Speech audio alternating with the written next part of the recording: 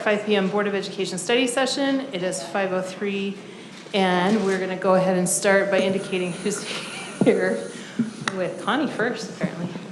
Connie Burgess. Kim Chandler. Julie Jackson. Chris Wynn. Karen Winder. Clark Nelson. Todd Hubbard. Nicole McDermott. We're going to excuse Ben Horsley, our superintendent, who is on a family vacation. So, all right, we're going to go ahead and just jump right into excuse me. We have 2 items on our study session, and we're going to invite Dr. Noelle Converse and Chris Larson to come up, and we have a technology best practices. Thank you. Ensuing discussion. So we look forward to this. All right. Okay, we'll jump right in. I'm going to do the first little part of this, and you'll see you have some manipulatives in front of you. We're just going to do a quick activity to give you a sample of the way we use our curriculum and the way we use both technology, high tech, and low tech technology to teach students. So just some quick introduction. We're really only going into, what is it, the first 13 slides or something like that? Yeah, somewhere around 12 to 13 slides. The rest of those slides, Chris added just for your reference. They're slides that he's curated over the last year based on questions people have about our use of technology. Okay, so. Dr. Converse, Yes. for our public who's listening, can they access all of the slides? Yeah. They can, right? Yeah, all of the slides are included in the slide And deck. it's like on our agenda, or where do they find that? Yeah, they find it in the, what's it called? Yeah, the board book. Yes, so they're all Thanks. available. So anything they need, they can find those slides. So we wanted to start with the effective instructional frameworks that we use to inform our technology integration, or how we use it strategically in our classroom. And so we started with the Granite Educator Standards. There is a standard that's actually explicitly built around the use of technology in the classroom, and we won't belabor it, but I think the key to this standard, and these are pretty newly revised, we revised these last year, but they really speak to the strategic use of technology. And so really being able to use technology in a way that adds value versus takes the place of teachers and students working side by side, human to human, together strategically to enhance our learning. So you can see those there. Do you want to add anything to that? Okay. No.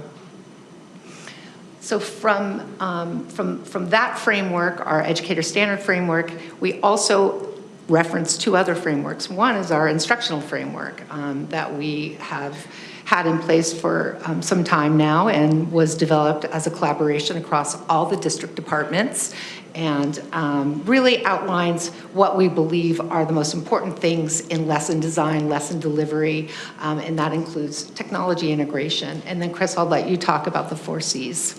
Yeah, the framework that you see at the bottom is called the 4 C's for 21st Century Learning, and it's one of the many frameworks we use in the ed tech world to just be thinking about the skills and dispositions that we're trying to develop within our students and making sure that our technology use is intentional and aligned to those skills.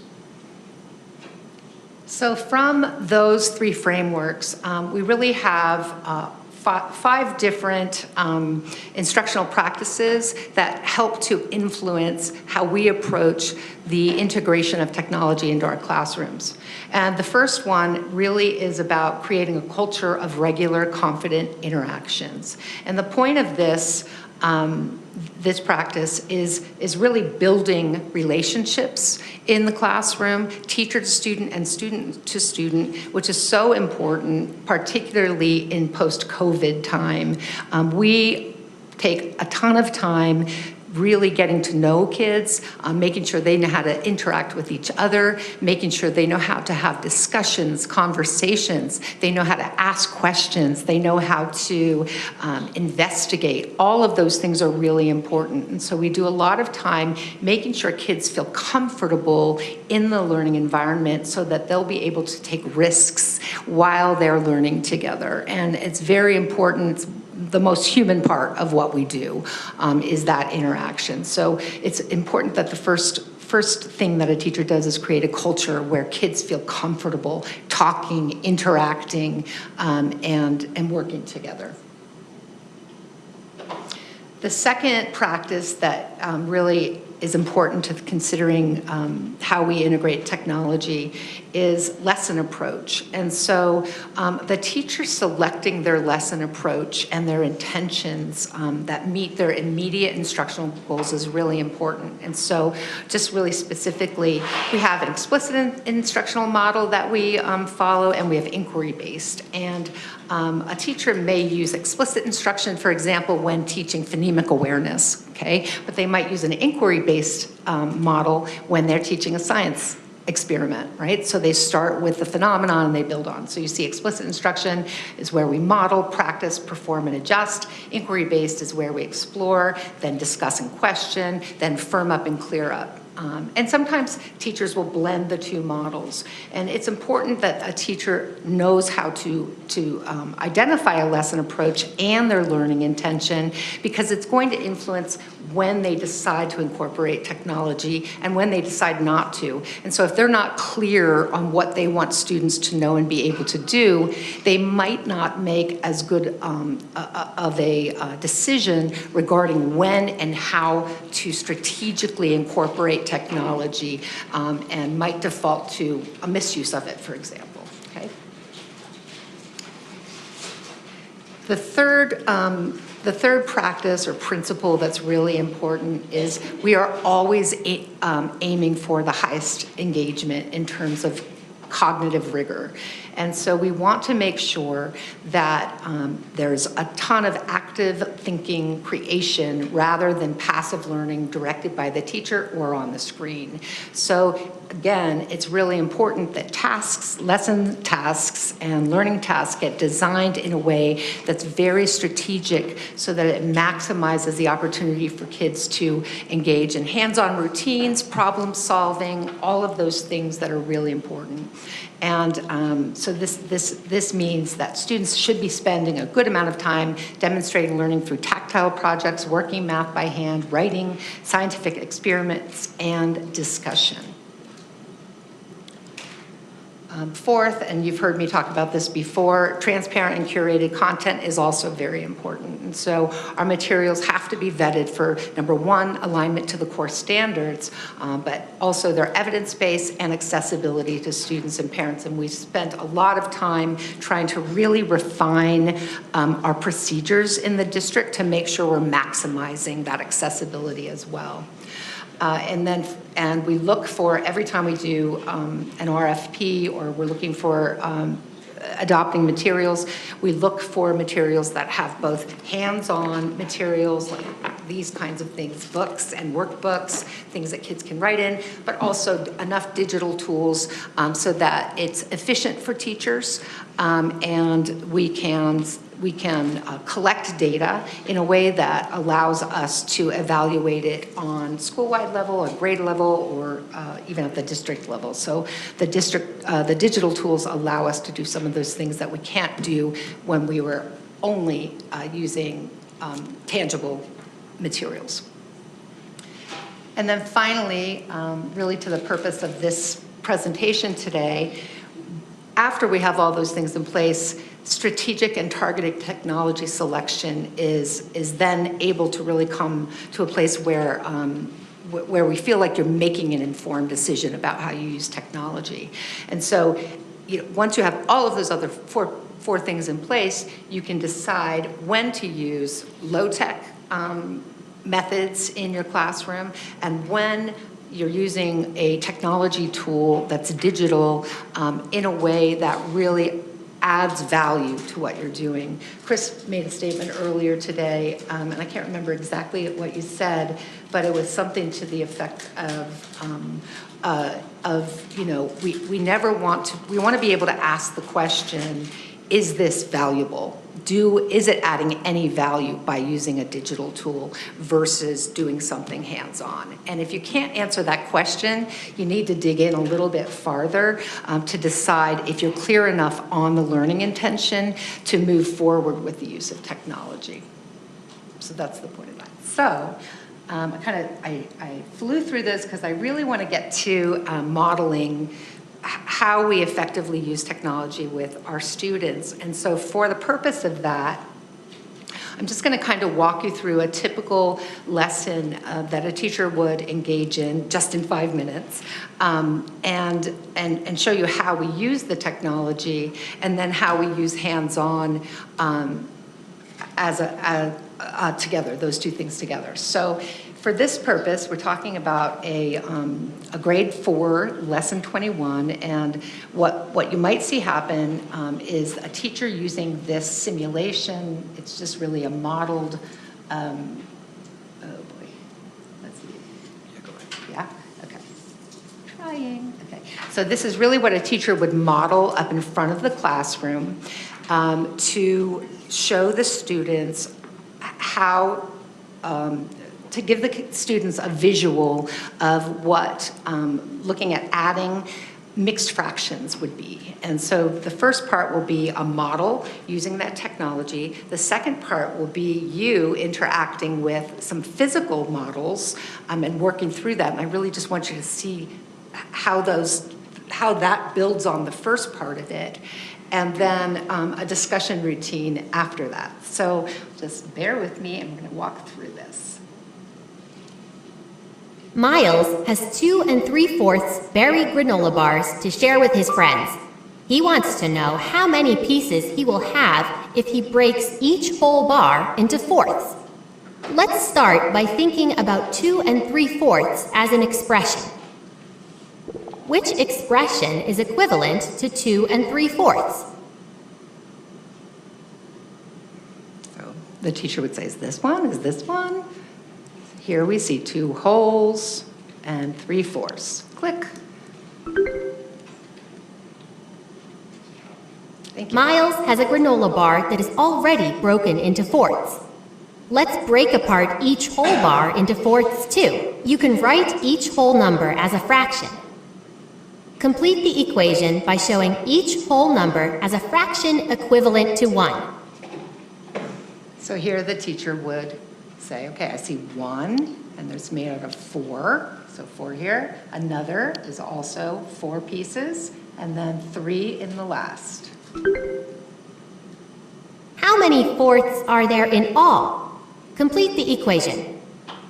And then the teacher might count with the students, 1, 2, 3, 4 in the first, 4 in the second, 3 in the third, 11. And the bottom is 4, there we go. Miles will have 11 pieces if he breaks each whole bar into fourths. A mixed number can be broken into a whole number part and a fractional part. The sum can be written as a fraction greater than 1. Okay, so the teacher would likely follow up with that, just firming up some of the pieces, whole numbers, fractions, and mixed numbers, using some of that vocabulary. That's okay. Meeting has changed. There you go. And you can move on. Yeah, I was just trying to get it back to full screen. There we go. And then the teacher could move into, Sorry. no, you're good.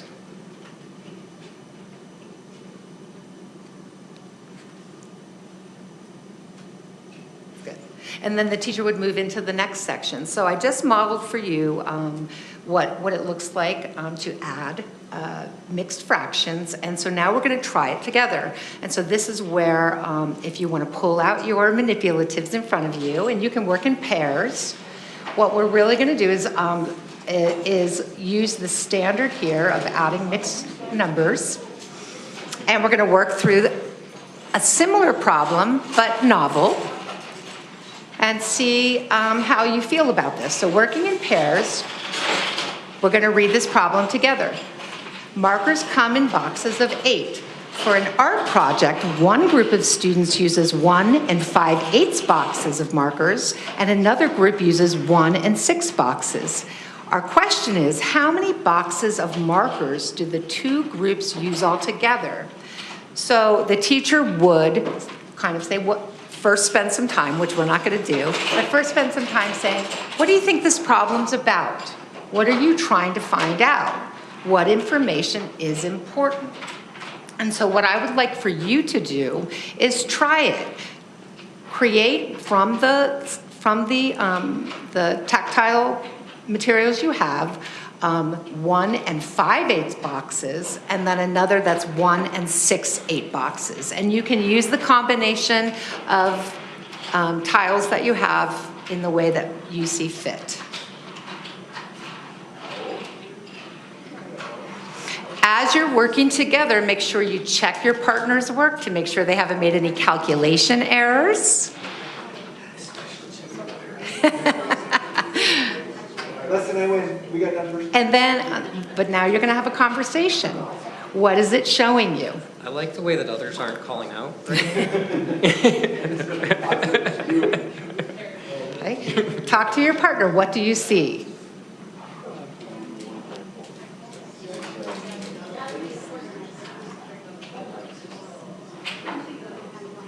I love that.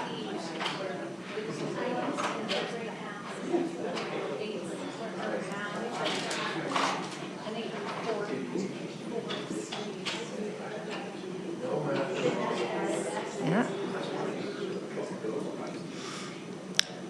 Okay, any questions or any interesting observations that you had or your partner had while you're looking at this? Clark did it wrong. Clark did it wrong. Okay, so the teacher would engage in discussion a little bit, and then finally, the question is, how many boxes of markers do the two groups use altogether?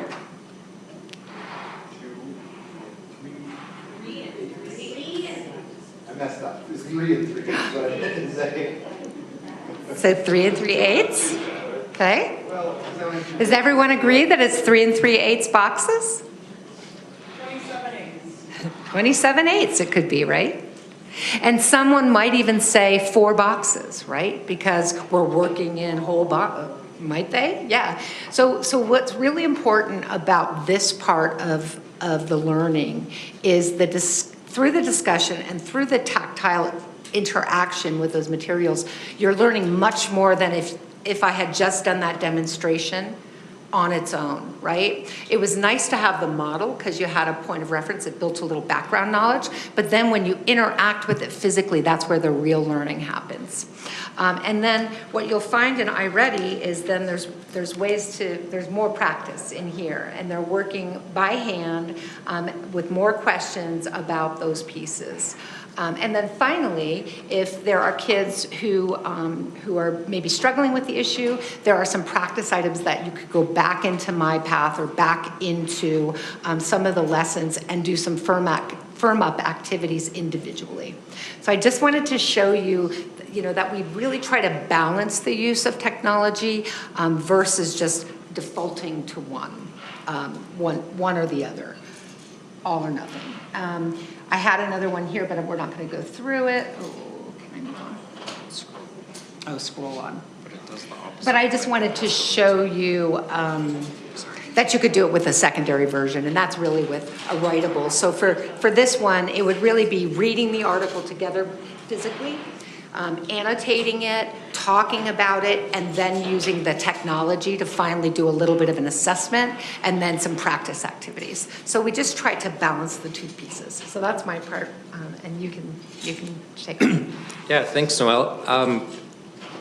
In my department, our biggest task is trying to answer that question of making sure that our technology use is adding value to learning and that the learning is coming first. And we do that through technology coaching, whether that's a technology coach at the elementary level or a library technology coach at the secondary level.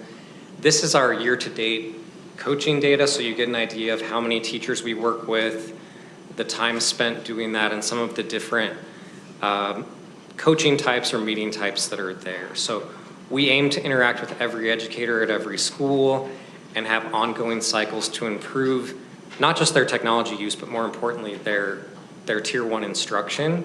Technology happens to be a tool within that, and we want to make sure that they're effective in their instruction. One of the frameworks that we use is called the EEE framework, but really looking at learning first and technology second. So as Noelle said, is our use of technology extending the learning? Is it enhancing it? Are we engaging students? So these are questions that we tend to ask, and if we can't answer positively to these questions, then we shouldn't be using technology for that lesson. It's okay to not use technology for everything. We want to make sure it's adding value or enhancing what we're doing. And these are some of the different ways that we try to look at that in our instructional planning and our lesson planning. I'm gonna skip through some of these a little bit more quickly just for the sake of time. But for students, these are some of the standards that we're trying to develop within them.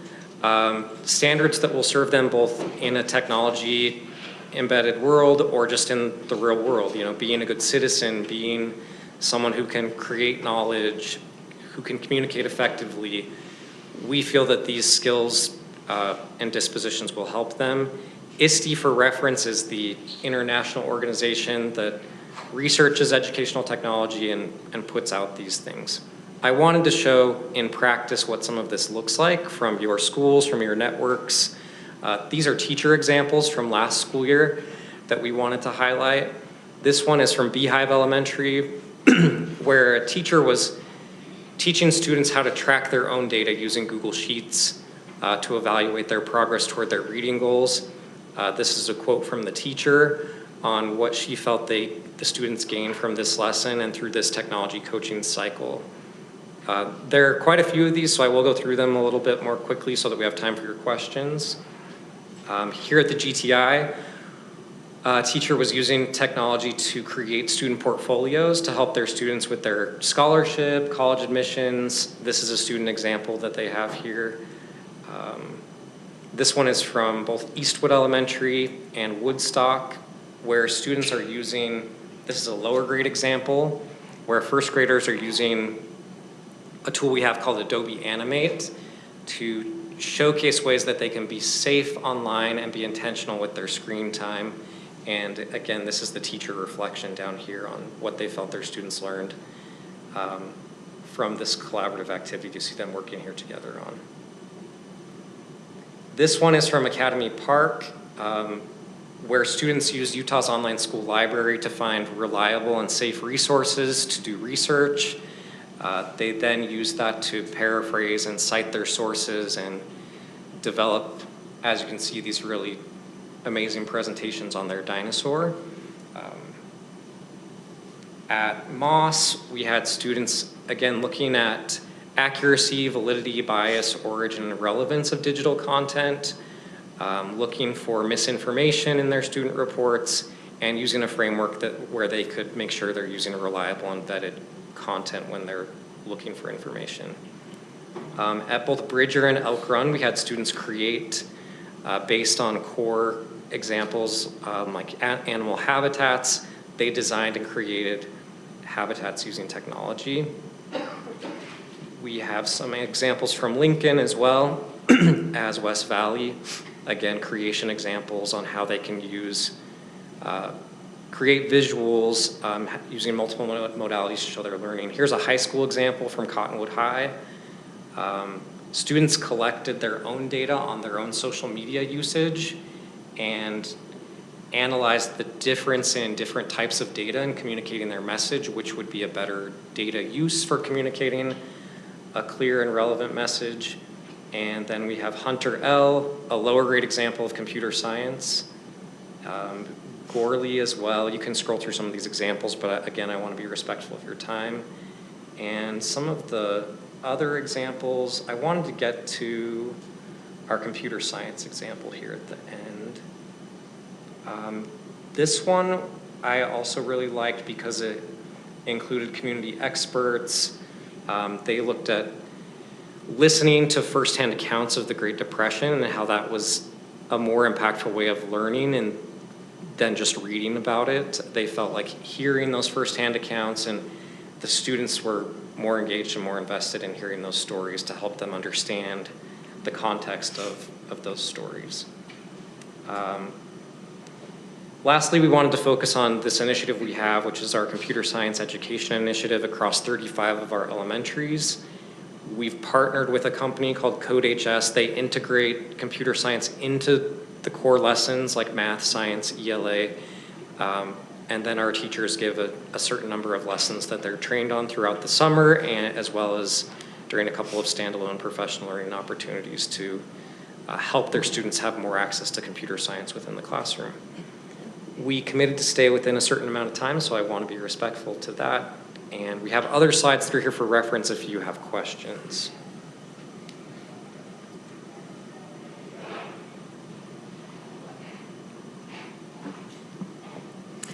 I think we'd love for you to scroll down to the one where I think a big thing that we have asked for personally is the time spent on Chromebooks by level, the different things that the kids are using, technology tools usage, and granted those things. Am I wrong, or is that what you will?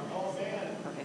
Yeah, so this is an overview that was pulled in the spring where we pulled average amount of time across the district on a device. This is time powered on, so it doesn't necessarily represent active time on the device, but it does represent how long the student was signed in. You mentioned technology tool usage. We have a tool called the Learn platform where we actively monitor the usage rates of different tools. This was pulled late last week and shows our top 12. We can see all usage across the district. I didn't put all 20 plus pages here, but we monitor to make sure that the tools that are being used are both safe. You can see that the ones, whether or not we have a data privacy agreement in place, whether or not it's adopted, meaning that we support it, it's been through some sort of vetting process. So we're pleased to see that our top 10 tools tend to fall in that adopted range, and we use this to determine, do we need to look into training teachers on this tool? Do we need to block a tool that should or shouldn't be being used? And it allows us to make informed purchases as well based on usage that we're seeing. Can you remind me, Chris? Yeah.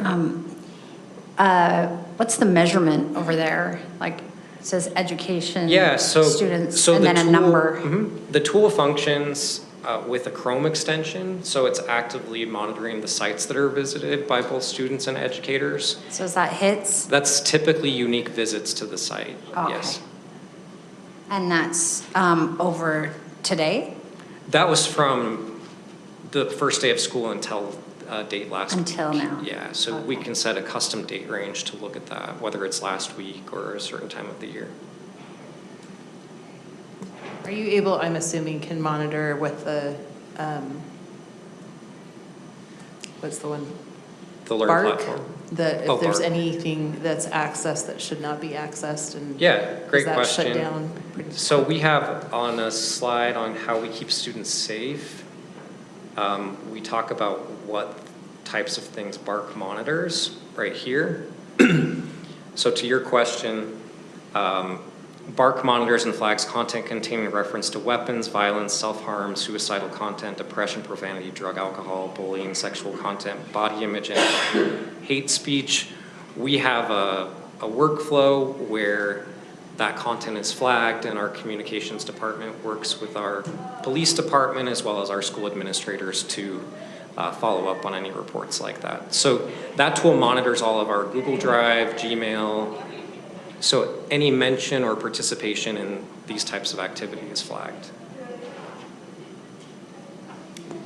I think, I'm not sure how to phrase this, but as I go through, like this was a really large slide deck, and for the board, we like a condensed Sure. version, very easy to read. What are the highlights? What are our takeaways? Okay. So I struggled to kind of get there because it was so much data, so many charts, and you're looking back years. And while I appreciate data, there wasn't some kind of a That's usually how presentations to the boards go. So this seemed a little long, and after reading it, I was kind of like, what am I supposed to take away from this? Sure. Did it get to our really driving question as a board as to like, is the technology truly effective for what we're trying to do? Mm-hmm. And I couldn't arrive at that. I don't know, board members, maybe I'm the only one. Other people can chime in too. I think that's fair. I don't think that there was clarity on which aspect of technology within Granite the presentation was meant to focus on. So we can definitely go more in depth and cut out the unnecessary parts. I can provide that to the board after. Do we have data on, oh, I'm sorry, Kim. Go ahead. Do we have data on, like, has this increased and helped using iReady? Have we increased our proficiency? Has it, like, what's the effects of this? Is this just we're doing iReady because the state has said we need to do iReady and this is how we track the kids? Tell us what, I think that's what a concern is that many of us have. Well, I think to the point I was trying to make in the first several slides is the combination is really where I think the magic is. And so the value added with technology is the ability to use the assessment tools, the diagnostic tools, the individualized learning tools as a value added to the first instruction, meaning it makes it a lot more accessible and efficient for the teacher. So the data being stored, the assessment data being stored in the program allows the teacher to be able to group students effectively, to assign students firm-up activities effectively, and practice activities, and do some of the simulations that might take a lot more time and effort, but still focus on these big pieces. So I think in terms of data outcomes, right now, like we just looked at our MOI data, I do see increases in terms of the iReady data starting to show, but I still think we're pretty early in our usage of iReady to be able to do that. But I think it's really about the tool being both efficient for those pieces that the technology really helps us to be more efficient as teachers in both our planning and our assessment of students, but also maintaining this hands-on piece that is absolutely important. So to go completely analog, I think we've used the word before, I don't know that any teacher would find that the most useful or the most efficient. But I do think we have a lot of room for growth in terms of helping teachers to balance their use. And so when you have access to a technology tool and you haven't quite curated your lesson design to the extent that maybe you could, I think there might be a tendency to lean on technology a little bit disproportionately sometimes, or not touch it at all because you're afraid of it. And what we really are striving for is finding the right balance. So helping to professionally develop teachers to the extent that they feel very confident of when to use it and how to use it effectively. I don't think there's really any way that will step away from the use of technologies like the iReady diagnostic because it's so efficient in pointing out the gaps for students and where those are. But I do think we need to be able to help teachers know how to more effectively use that, if that makes sense. Hopefully I answered your question. I would just add that we try to shy away from tools that profess to be a tool where you plug students into it and it will have X amount of increase in the student's ability. Instead, we try to provide our teachers with tools that give them something to enhance their instruction. We don't use a lot of tools that are what we refer to as drill and kill. Put your students on this for 15 minutes or 20 minutes and there will be X prescribed outcome. So the results really do depend on the quality of instruction and the way the tools are being used in the classroom. So I have a fair amount that I wanted to bring up, so I was trying to let other people jump in, because maybe you'll cover something I have and then I won't Just be like, as long. give us your top three. Do and you want me let's- to- And then let's Go kind of ahead. round robin it, because I think we all have questions. I'll let Julie go first and then I'll jump in. I'll start with my first question, and that is that, so, you know, besides the calendar, this is the number 2 thing that parents talk to me about. And the way that they talk to me, they present the situation very differently than how you guys present it. And this is no new news to you, right? You already know that this is. And so they kind of present that their kids are on electronics all the time and that they're very frustrated about it. And these are parents who are really actively involved in their children's, you know, lives here. You guys presented this, and I know that you only had a small amount of time, so there's a lot more that we can go into. But you kind of presented what I would you call this, what we did here, well, the low-tech option, right? Yes, sorry And if I didn't high-tech find is that. maybe when I'm sitting on my laptop doing something independently. A or simulation or, Right, yeah, okay. So we didn't talk much about the high-tech part, but I think parents are under this impression that we are spending a lot of time in the high-tech category. So can you guys bridge that gap for me between what I'm hearing from you and what I'm hearing from parents? Yeah, I think it's important that we have a partnership at the school level. That's where I was trying to speak to technology coaching. There's what we know to be best practice, which would be guided with the teacher's help, with the teacher adding value to the experience and not plugging students in to just do their own thing. We don't want to see that either. So when parents are bringing those concerns, I would share those concerns, and I would want to be in touch with the technology coach, with the school administrator, to make sure that the way the tools are being used is not taking the teacher out of it, is not passive for the students, and is not just putting them in front of a screen all day. So that's not what we want to see either. Is there some poor instruction happening? I would say yes, but the majority of what I see is that we have really hardworking, talented teachers in Granite that are implementing really creative things that we're trying to highlight. But that doesn't mean that those concerns those parents are bringing up aren't valid. I would want to address those at the local level. That doesn't match with what we want to see either. So when you hear that and you're concerned, I would also be concerned if that was the primary approach to technology that we were seeing. Well, and in so many instances, the parent will come to me, and I know the teacher, and my experience with that teacher is different, but you cannot convince that parent that something else is happening in that classroom. And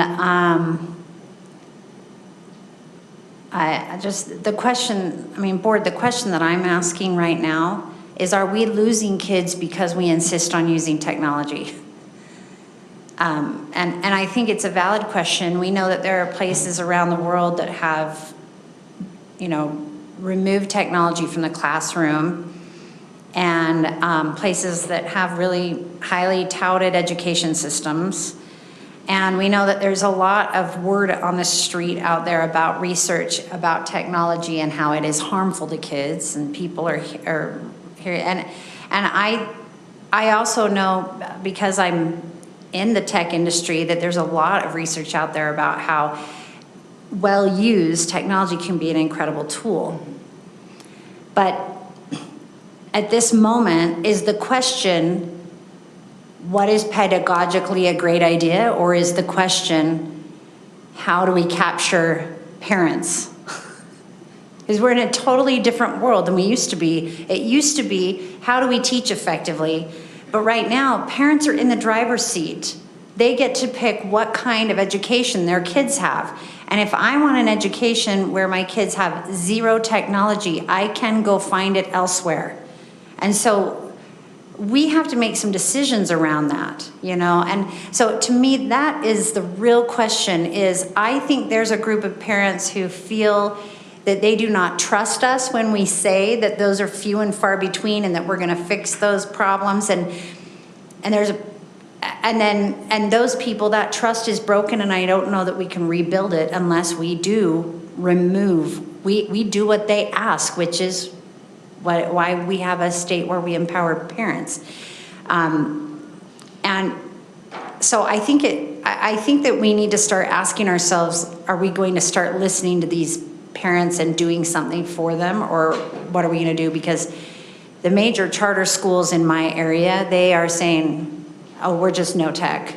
And that's the draw. So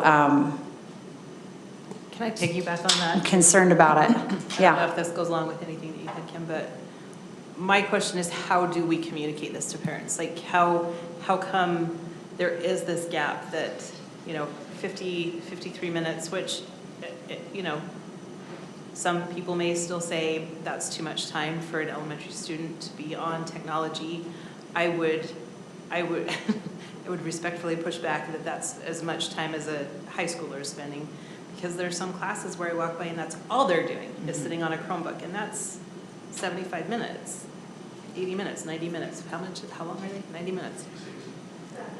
So to have that, 59 minutes per day for an elementary, I do also understand that, having helped out in a kindergarten classroom this year, the kids don't log off, so that's very possible that that's an inflated number. But how are we,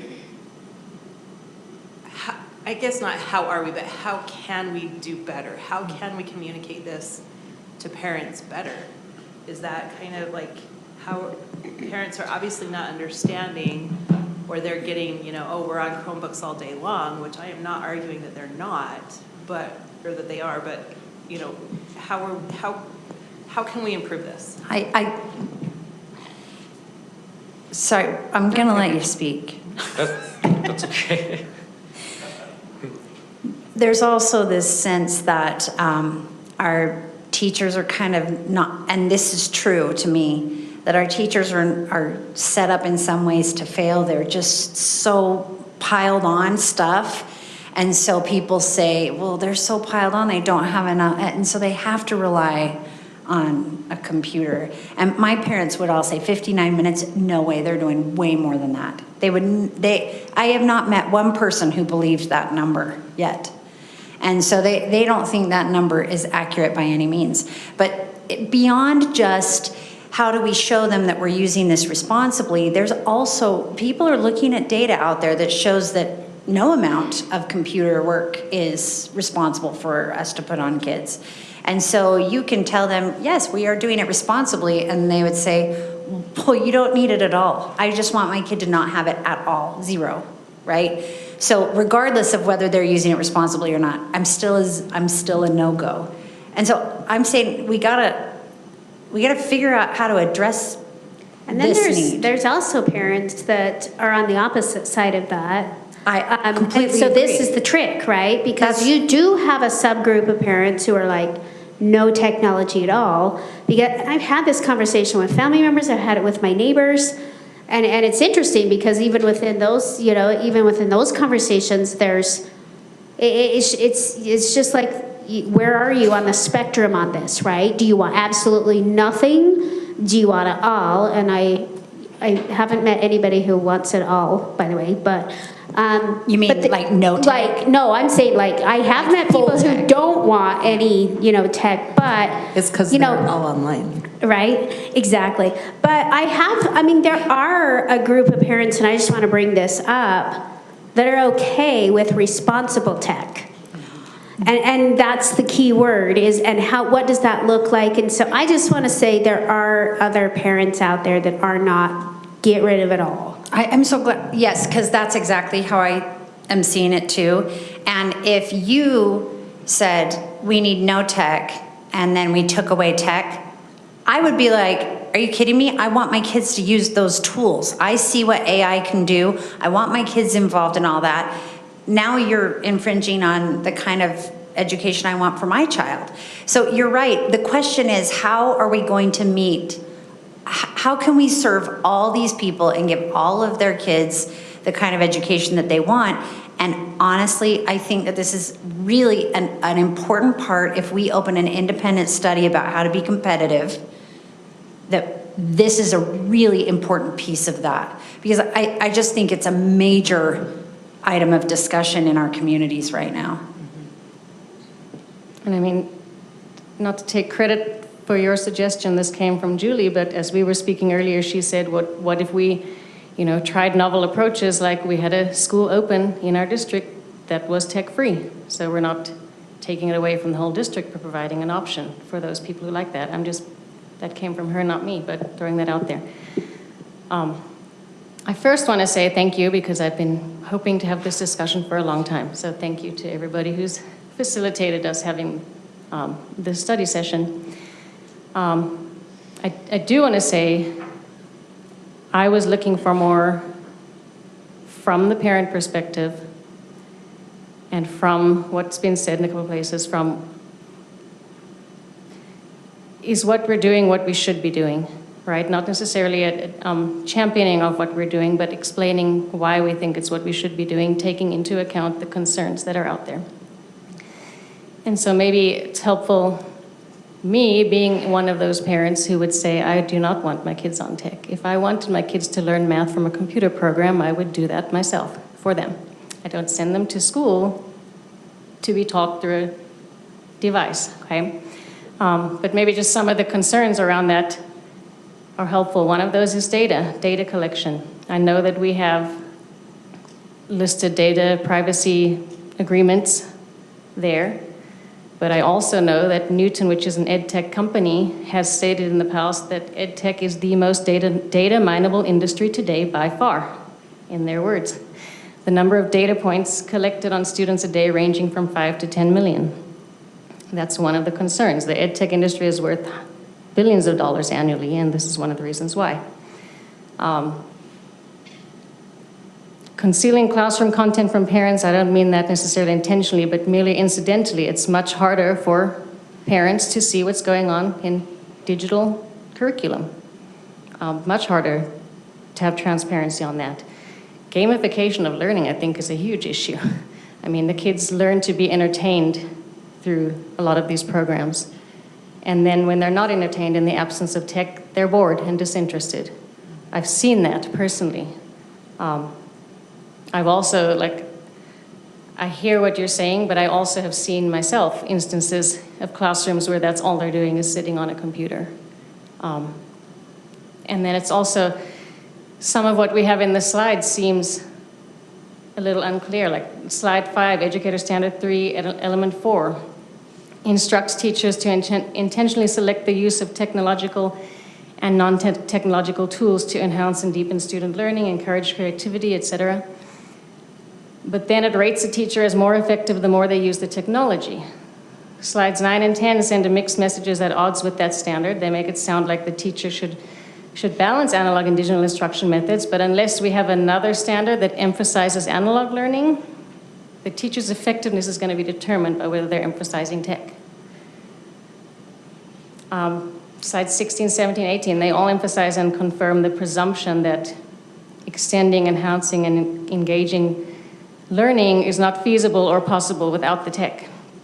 So I think there's a little bit of a mixed messaging going on even in our slides tonight. So those are some of the concerns. I do want to bring up just one more, and then I will end my time.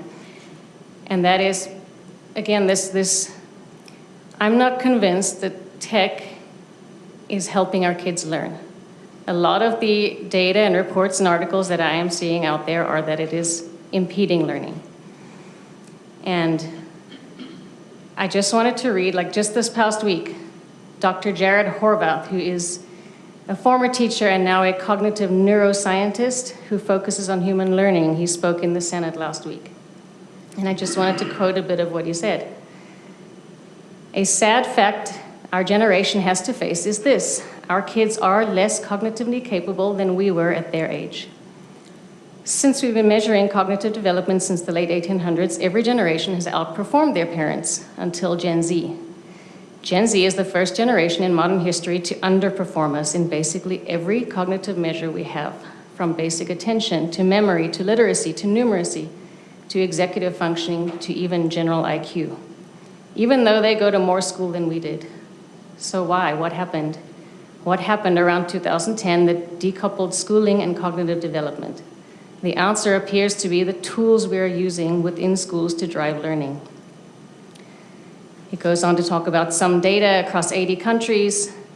Once countries adopt digital technology widely in schools, performance goes down significantly. Academic research going back the last 60 years shows the same story. When tech enters education, learning goes down. And here's the important part. We have a clear understanding of why tech does not work for learning. It is all biological. It's not that the tech isn't being used enough, that we haven't been trained enough, we need better programs. It's that we have evolved biologically to learn from other human beings, not from screens. Screens circumvent that process.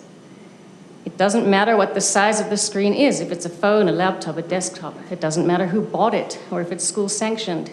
It doesn't matter. All of these things are going to hurt learning and hurt our kids' cognitive development. End quote. So that to me is one of the biggest concerns, is how can we confirm that the use of tech is not impeding learning, and provide an option for those who feel that maybe it is for their kids. How can we give them an alternative? So that's kind of where I'm coming from on my issues with tech that I'm constantly raising. So thank you for listening. Thank you. So it was your idea to have a school that was tech-free, right? Just kidding. No, it was not my idea. Just kidding. I'm just kidding. Connie, did you have any thoughts you wanted to share or questions? It's just interesting to me because it was totally different, of course, when I went through school. And even my children, your guys' age, where music was a heck of a lot more important in elementary school, and they learned through music a lot of things, and we didn't have the tech. We didn't have the computers. So it's interesting to listen.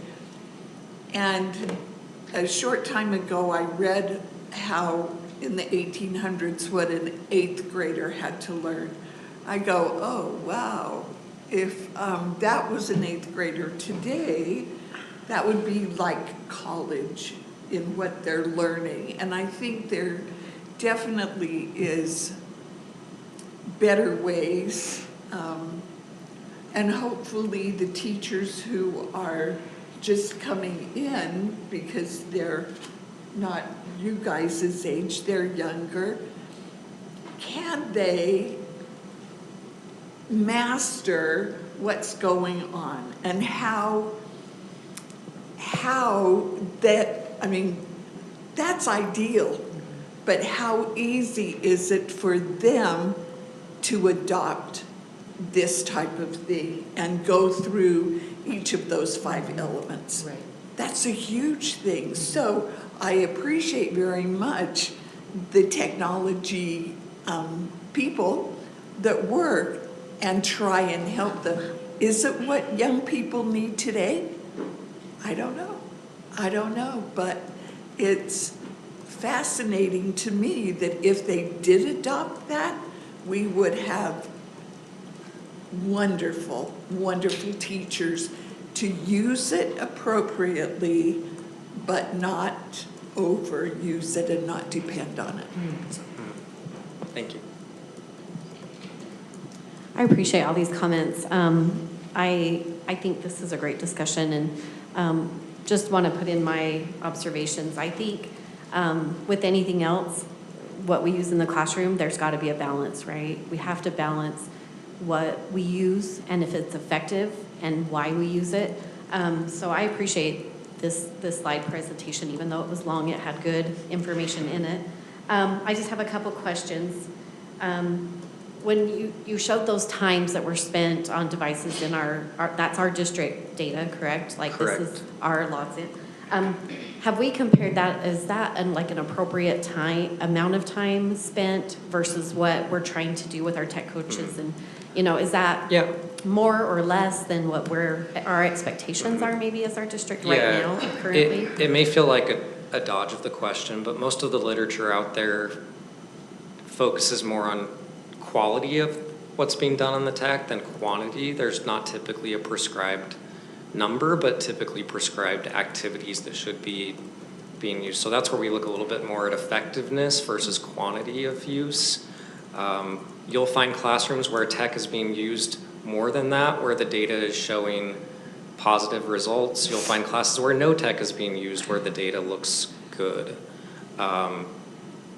It really depends more on the instruction and the quality. The number and the way we came up with the number, to respond to that question a little bit, we saw a neighboring district, Canyons District had posted that, and to your point, Nicole put that out to their parents. We reached out to their IT department to determine how they had come up with that number. There aren't a lot of tools that give you a straightforward way of doing that. So we used our tools within Google to pull that data and account for things like students who are unenrolled, all kinds of different things to get the data to the point where it is. But there's not really a number out there to say this is the best amount or this is too much or not enough. But we came up with the number in collaboration with some other districts in the state. Thank you.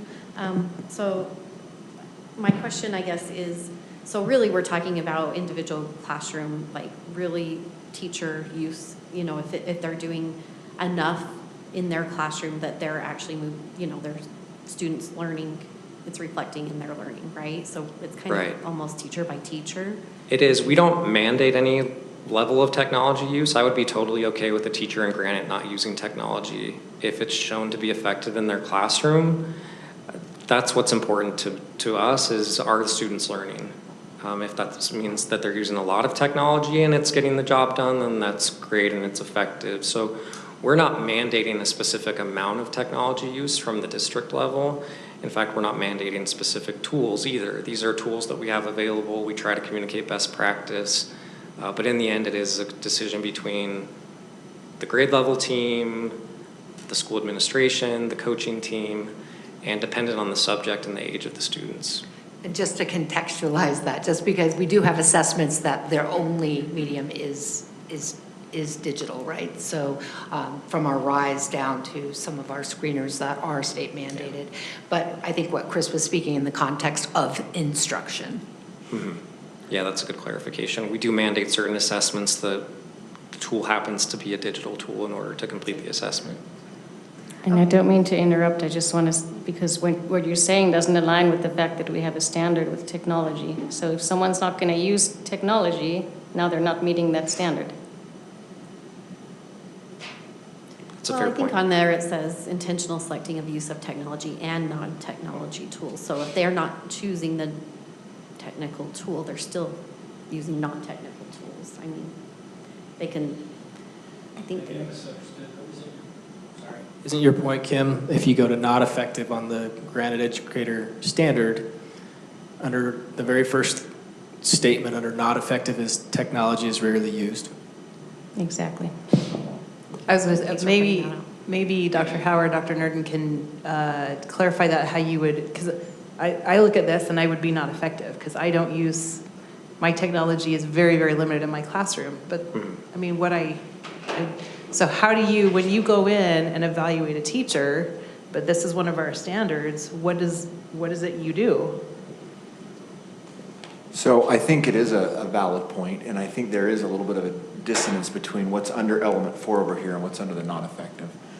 Because I do view this as appropriate, as useful, as what's going to be the best pedagogical approach to get your learning across and the activities across.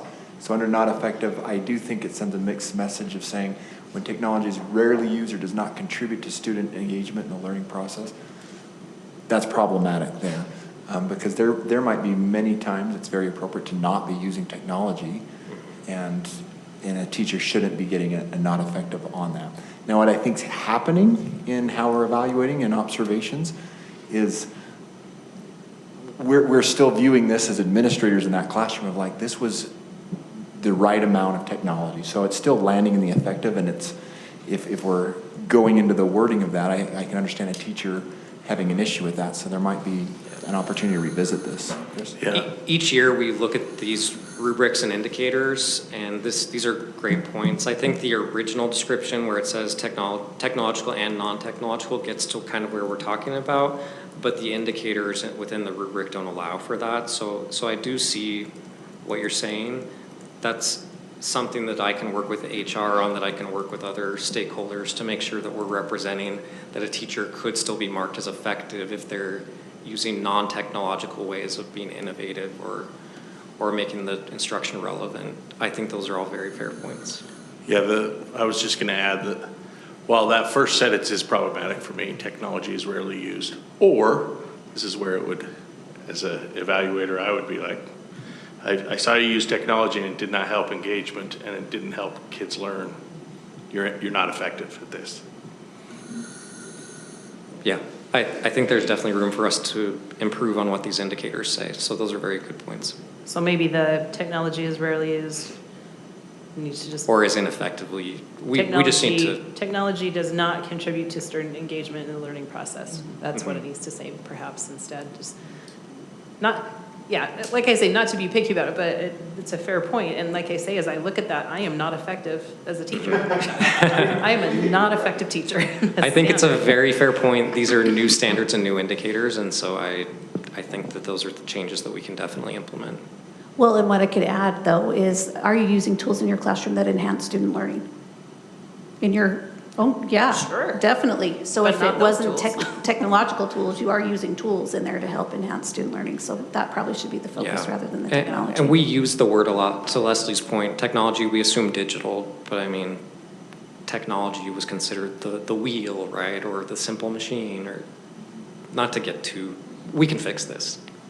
Can I? Not just electronics, right? Yeah, can I go back to this average screen time per day? I think, so that, did you go through and literally time every single class in every school and every grade to come up with that number? No, we use digital monitoring tools that we have. So this came from Rick's presentation to District Community Council last month. I took the slide off that talked about the methodology for getting that number, but I can pull that back up. Well, yeah, I'm not on the DCC committee, but I'm just curious because, when you're talking general averages, it could be that, you do have an elementary teacher that's using tech 4 hours a day, which is very, very high, but maybe their 3 neighbors down the hall don't use it at all. Well, if you just average that, then that's 1 hour a day for every class, which isn't really indicative of what's happening in that classroom. And so I'm just trying to dig a little deeper into this average and what does that really mean? Because I'm a little bit with you, Julie. I saw those numbers and I'm reading them, and my first thought was, I don't think that's accurate from what I'm hearing from friends and family, and even my own kid who's on her Chromebook in high school and walking through the halls and peeking in. And I volunteered in a classroom where I was only there for 20 minutes and they were all independently working on their Chromebook. So was that effective? I don't know. I'm not going to make the call because I don't know what the assignment for that day was. But I'm just struggling to kind of wrap my mind around, are those numbers really reflective of what's happening? And how were those averages determined? I think what you said in the beginning is a very realistic scenario. It is an average across, we have a tool called the Google Admin Console that gives us the data across the entire district. And so yes, you may have had a class that had 0 and a class that had 4 hours, and it's pulling an average there. There's not a great tool to pull these numbers easily, so we had to do a lot of data adjustment, as we were saying, to try to get an accurate number to represent. So we pulled time that the device was on was a number that we could pull. We looked at the range of when school was in session. We filtered for students that were, the data pulls all kinds of students that may not be traditionally enrolled in our district. So there's a lot of stuff that we have to take out. I can provide the numbers that we use to the board to be more transparent there and the methodology used, but it's fair to say that you could see a classroom that uses significantly more or less than what those numbers show. Can you pull it according, I think we asked this at District Community Council, can you pull it according to school? And can you even get down to, I guess it's hard to pull it according to teacher. You'd have to like figure out what hour and who was in there, right? But can we at least pull the data according to school? We can look and see what's available. Within Google, yes, we can pull it by school. By teacher would be a little bit more challenging. The way that it's organized is by school and then by grade bands. So you'd have K2, 3, 6, or I guess now 3, 5, junior high, and then high school. We can pull it by school that way, not by classroom teacher though. I just wonder if there's a way, even if there's a tool out there that we could look at to monitor this a little bit more closely so that we can have accurate data and then be able to go back and say, you're right, our fourth graders are on the computers, the Chromebooks a lot. Maybe we need to look at that and work with those, have our tech coach work with them and say, okay, are we using the tools efficiently? And I'm just wondering if we can. Currently, we don't have tools that do that. We're new users to the Learn platform, which is the one that I was showing you that shows unique logins for students. We could leverage that to make comparisons across classrooms. But that's definitely something that I can investigate to look at and provide school level reports.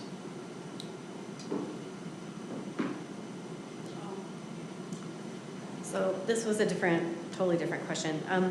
I just wanted you to help me understand what a coaching cycle is with our technology coach. What's that cycle look like? And like who rates them on the growth scale? Like who is that putting in that information? Yeah, so you're referring to the slide that had the coaching data on it. We collaborate with instructional and literacy coaches, so our coaching cycle uses the exact same paperwork as a teacher would go through with their instructional coach or their literacy coach, meaning they set a student learning goal. So I want my students to improve in their proficiency in X standard, and then we break that larger goal into smaller interactions. So a coaching cycle typically contains a pre-conference, some level of observation, implementation of a new tool, a post-conference, and then there are interactions within that new tool or strategy, I should say. The level that you're seeing there, educator growth, that's self-reported. This tool is not meant to be, the tool we're using to measure this is not meant to be evaluative. So the coach would ask the teacher, based on your goal that you're setting to implement this instructional strategy, how do you feel? Where do you rate yourself at the beginning of the cycle? And then they ask that question again at the end of the cycle. So this would be teachers self-reporting that they improved their ability to teach with technology. Thanks, that's helpful. Karen, did you have anything else? Clark, did you have anything else? I did when there's time. Sorry? I have 2 more when there's time. Okay, I think I've gotten most of mine, but I want to echo, I think it was Kim or Julie, I can't remember, but maybe it's said by everybody, frustrations about not having a book to learn from. I think there's parents, that's a frustration, and I don't know if that's a communication issue again. How can we communicate better with them? This is how you can log on at home and help your child, or having that book, okay, this is what comes home. And I think it just comes down to really communicating with our parents, because this is the math that's happening is new math that's, something they're not as familiar with. It's not, the different things that it's going through. And we've got to do a better job. If we're going to continue to have this online, we've got to do a better job at communicating this to our parents so that they understand what the kids are learning and what they're going through, because that's been a big frustration. It also, I've sat there with my kid and done math with her and tried to put the answers into the computer, and if it's not exactly formatted correctly, it tells you it's wrong. So then we have to do another one, and then we have to do another one, and we have to format. And to me, that's something our teachers need to communicate a little bit better too, to our students, how to format things. Or I don't know if this is the iReady program or if it's, what it is, but I think that's where it's so much more forgiving when you're writing it on paper. A teacher can look at that and say, this is correct. And even if I didn't put a space between the 1 and the half, it's correct. So I think I'm conveying to you, these are frustrations that I hear from people all the time. I will say, I question talking to a secondary teacher last week, there was a comment made that our elementary folks are pedagogically very good at teaching. They understand the art of teaching. And as we get to the secondary, it becomes more about they're very good at their content knowledge, maybe not the pedagogical part. And I think that to me is what is reflected in the high schools and the junior highs. The junior highs kind of have a unique, because we've got some elementary folks that really have some solid pedagogical practices that they pass on, but sometimes within the high school, I feel like we're not using good pedagogical practices to teach, and that's where my concern happens, especially as the high schools. And is every teacher asking that when they get on, are we just passing these classrooms where they are just on their Chromebook the whole time? Every teacher needs to be asking, does this enhance learning? And I appreciate you putting that there, but is every teacher asking that every time they pull out a Chromebook? Mm-hmm. So, I think that's a fair point. I think we struggle with ratios at our high school levels as well with coaches, right? To your point, we have high schools with over 120 teachers and one person to try to coach them on these types of things and strategies. So it is, it's a lot, and it's a lot to ask of our teachers, but I see effective teaching with technology at all levels. I do have to add that in the last 2 years, in terms of our professional learning opportunities, we have seen a really large increase in our secondary teachers taking advantage of a lot of our lesson design and pedagogical professional learning that we've offered. And a lot of it has to do with all of the things that we talked about, the low-tech pieces, those 4 principles, and then the technology at the end. In reflecting about just this presentation and that kind of friction that we're feeling between how much is enough, or is it nothing? What does that look like? I was thinking back to pre-COVID when we were begging teachers to learn how to use technology tools. I mean, that was a real phenomenon. You probably remember, we were like, you've got to be able to use some of these tools, and that was a thing. COVID just kind of catapulted us straight into technology use, and we demanded that every teacher have a full presence and be able to make those tools available. And I do think it's kind of one of those things that swung, and now what we're trying to do is recalibrate to where that human interaction, I have to say, teachers seem genuinely interested in how do I connect most deeply with my students, and I don't hear them saying that's through a Chromebook. I've seen the same thing you've seen in doing observations, where I'll walk into a classroom and I'm like, okay, yeah, maybe you did the assessment. You can do this very same thing just with discussion. There's no reason to have the computer open. But I've also seen a real interest in teachers trying to learn more skills that have less to do with reliance on the Chromebook. So I'm hopeful, but I think there's a lot we have to do to both message to the community and parents about what the appropriate use of it is, put more things in the hands, but then really coach our teachers on how to do it best. And to me, that's where it kind of goes back to as well, the educating people, educating our parents. Talking to a friend who teaches elementary, and I said, tell me your thoughts about this. And she said, you wouldn't take a tool away, just because to take a tool away, it's a tool. And she said, I wouldn't take a pencil away because somebody stabbed the next door neighbor with their pencil. It's a tool. Well, you might. They might take that pencil away, but the point is that we use it in the appropriate way, and then make sure that we reinforce that. And so using it as a tool, I think it can be effective. And I'm torn on this because it's true. Like I say, I walk into schools and sometimes see just kids just on Chromebooks. That's all they're doing. But at the same time, I know that there are some effective ways to use it too. I've seen things that help when you submit things through like AI.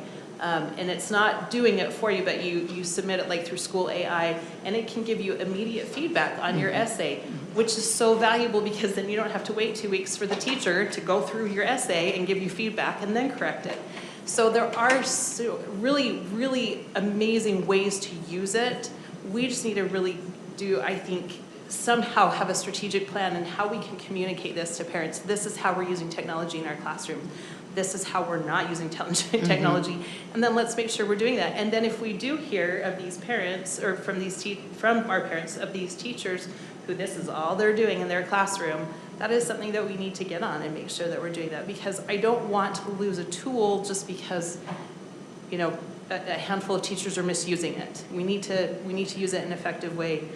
The question has been brought up. There was some great data on here from teachers and the technology survey, and it looks like you've been collecting data for a while. Are we collecting data? Just some of these questions would not be appropriate, but data from parents. Are we surveying our parents as far as technology? And if we're not, can we? And also, I would personally like to see if students, you know, do you feel like this is helping your educational experience? Do you feel like this is all you're getting?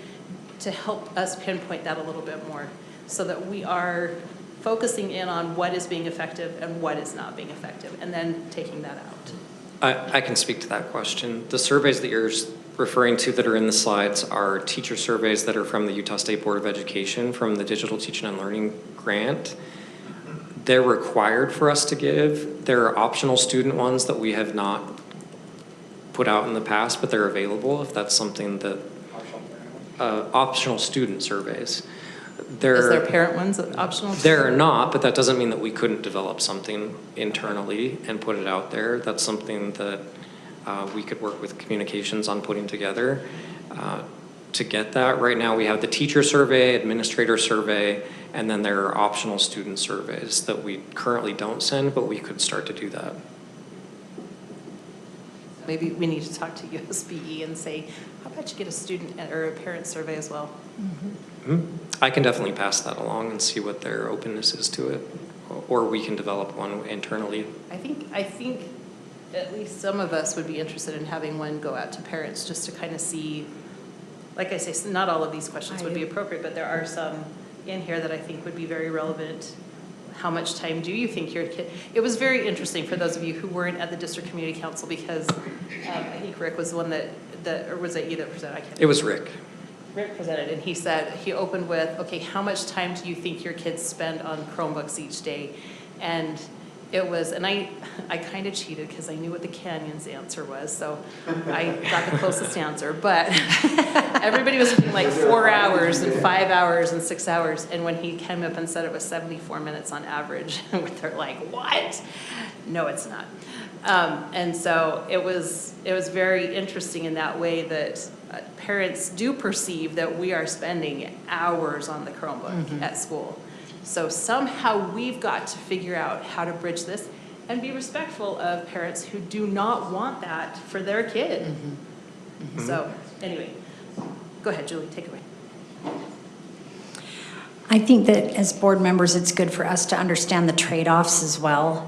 When we look at technology, costs have increased a lot without any sort of extra funding that has come with that. And I mean, I'm just looking instinctively here because I'm looking at on the napkin costs that I'm thinking I'm wanting to be, or that I'm interested in.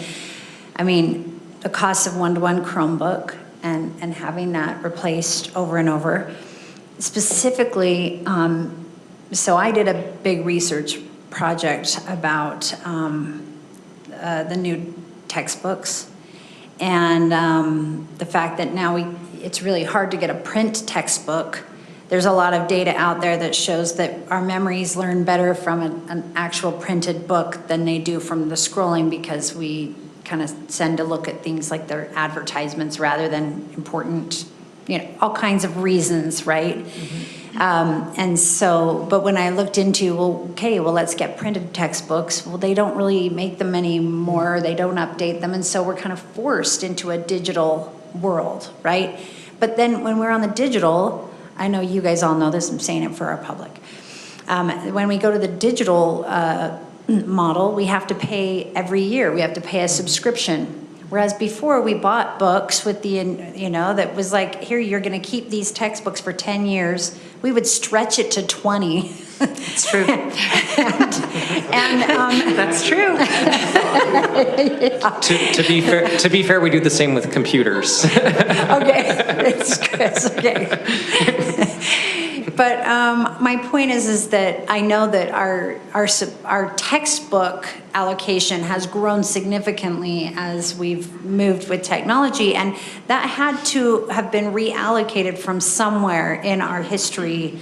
I don't know where that came from, but it certainly wasn't that somebody gave us new money, right? And so, I mean, are the trade-offs, are there other things that money could be going into that would be a better way of prioritizing the resource? I think we've been forced, through COVID, we were forced into our current technological situation. We never had a moment to say, well, is this where we want these resources to go? And I think maybe this is a time for us to step back and ask the question, And to piggyback on that and just clarify, I don't think that they're impossible to get. I think textbooks are available. They're not going to be as updated and whiz-bang as iReady or the like, but we can definitely get textbooks. Julie, what I saw from my research is that they're just really kind of watered down and they're just not awesome. And so then when you're like, well, I'm going to invest in this for the next 20 years, do you want to? And this is where, I would love to go up to,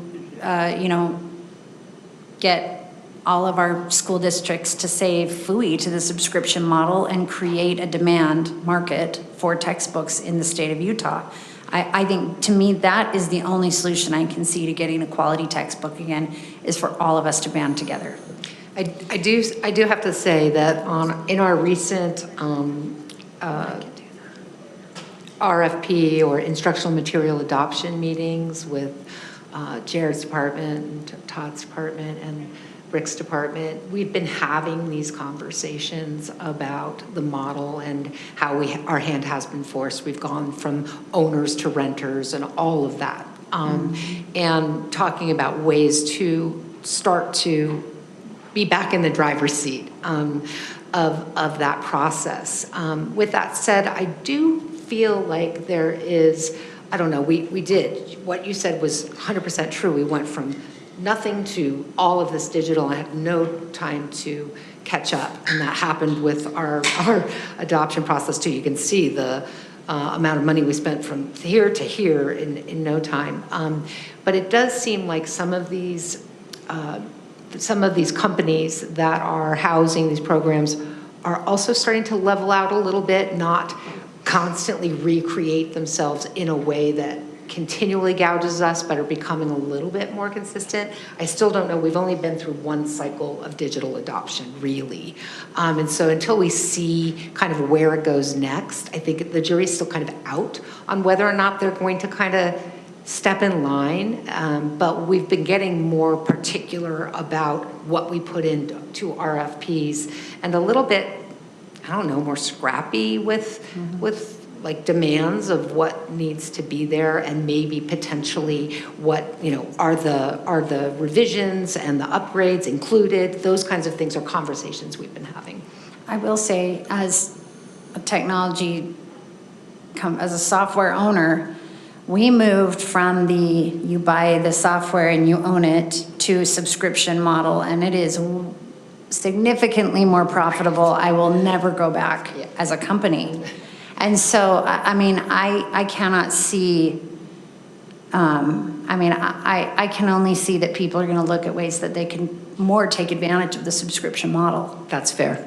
I think you had something to say, and then I had one last. No, I think, there's advantages to it as well. Part of the reason why, we have the advantage of having this updated technology is that if something changes or if there's a mistake, That's there a was really good mistake in a point. book, we couldn't, I would cross it out. Cross it out, spell it right.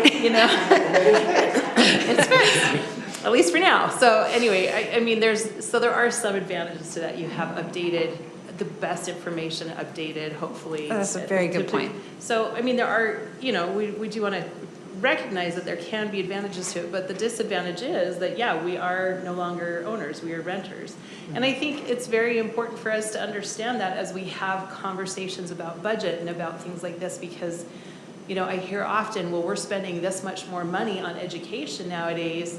Why aren't we seeing any better results, or why, where's this money going? This is just a black hole. Well, okay, we have all of a sudden an increase on our our textbooks, because we don't, I have the same books that I started 6 years ago at my school with that my kids are using. They're kind of tattered, but they're still there. But we don't do that with technology, and we have to recognize that, and we have to help people understand this is part of why education is becoming more expensive and why we're spending more money on it. And it would be nice to be able to go back to something that's printed if we want that option. I will say, on the flip side, I had a friend who taught, math, or no, maybe it was history. Anyway, she assigned the kids, okay, read this chapter in your book and answer these questions. It was when she had a sub. And the kids were like, well, can't you just tell us what it is? We don't want to read it. And that was 20 years ago. That was 20 years ago, and the kids did not want to read it. And so I think they find, I can scroll through there. Again, there are advantages and disadvantages. I took a paragraph and I said, can you make this on an 8th grade reading level so that my 8th graders can understand it? And it was fantastic that I had the technology to be able to do that. Now, I printed it out on paper, but I was able to throw it into AI and do that. So, I hate to throw the baby out with the bathwater, I guess is my takeaway on this. But we have to be intentional. It has got to be intentional. We can't just use it as a crutch or use it as a, there's good things about it, but let's make sure that we're doing the good. So anyway. Okay, my last thing that I was wanting to just mention is I wanted to just go back to this idea of how do we meet the needs of these people who want low tech or no tech. And I'm going to define low tech as this child does not have a device in their hand, but the teacher is using tech.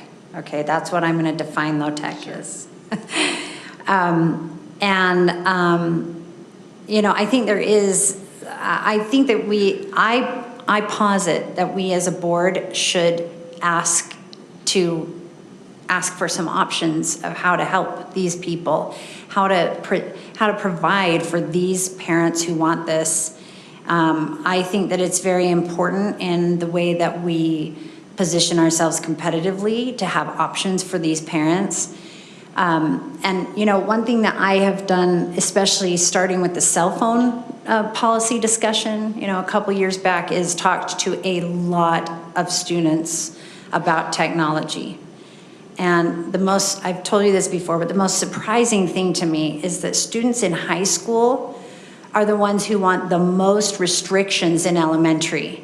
The parents are like, no, I want my kid to learn about tech. And the high schoolers are like, don't put a single thing in their hand. They're upset that they've got those watches, and they're upset about all of it. And those are our parents in 7 years. They're the ones picking whether they're coming to our schools or not. And they are very much like, I am not putting that in my child's hands.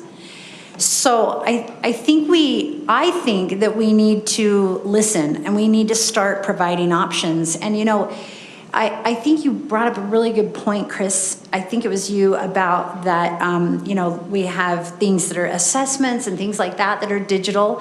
And I believe that we as a board would be willing to make exceptions to the rule or find other ways of dealing with that if those were getting in the way, if that was something that was getting in the way. I also wanted to just share an idea I had that is, if I'm a principal, and I know that I have a lot of parents who feel this way, and especially if I feel like I'm losing kids for this reason, I could really get with my staff and say, do I have a kindergarten, first, second grade teacher who would just willing to go no tech and let's try it out and tell people if you don't want tech, we'll put your kid in that class and just see what it looks like. I mean, if I were a principal, I would feel like that was a way to attract kids to my school, and then I'd market the crud out of that, you know? I think that's a low risk and way to handle this. You'd have to have buy-in from the right people, right? But it could be a very interesting kind of first step. But we would need to support it. If somebody wanted to do that, we would need to support it. And imagine it, that's a grassroots effort, which is exactly the kind of thing that I think we would want to encourage, is like bottom up ideas coming to us and then us supporting it. You know, I think it could be pretty incredible. Just as a hopefully kind of takeaway to make sure people are in agreement, and if you're not, correct me, but what I'm looking for is, in addition to what you've said, and in addition to options for parents, figuring out ways to provide options for parents, I also just want to make sure that we are looking at the research and the data that is out there that says that the tech is not helping learning, that it's hurting learning, right? Like, we actually evaluate that in some way and figure out what is actually happening on our side.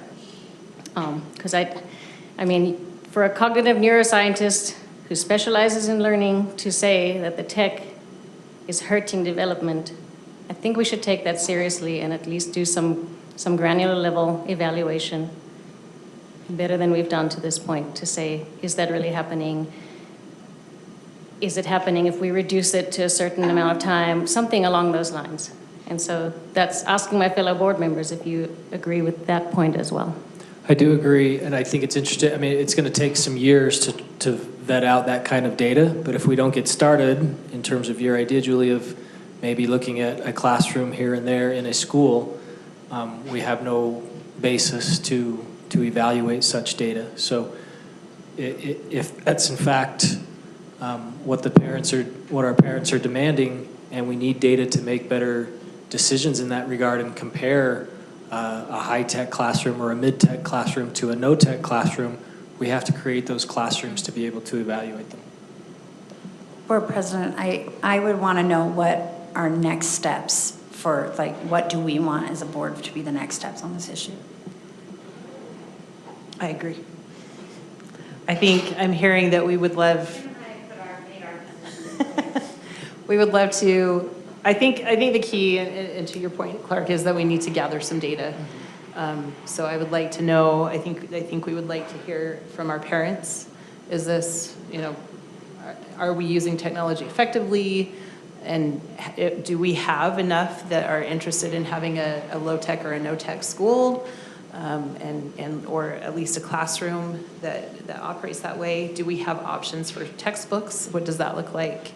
And then also taking into account the data and what it says as far as, are we doing more harm than good in using technology? I think those are all things that we'd love to see come kind of as your next marching orders as you look at this as tech.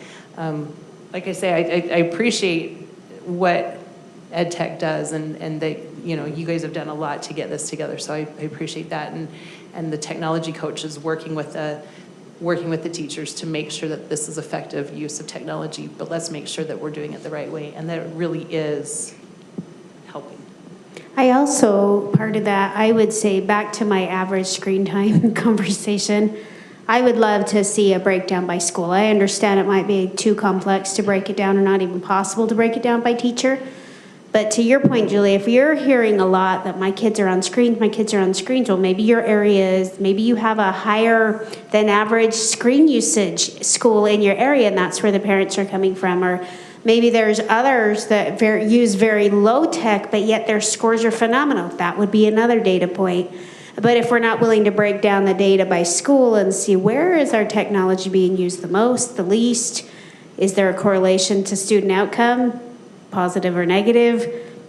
And so I would like to see, as part of at least an aspect or an arm of the marching orders, so to speak, is taking a little bit of a dive into each individual school, because that could provide the information on where this no tech. I'm not ready to just say, nope, no tech, in any of our schools, right? But if, it's already been mentioned, but to start small and see if there's interest and to do that research. But where we might see that interest could be related to schools that have an astronomically high screen time usage versus a low one.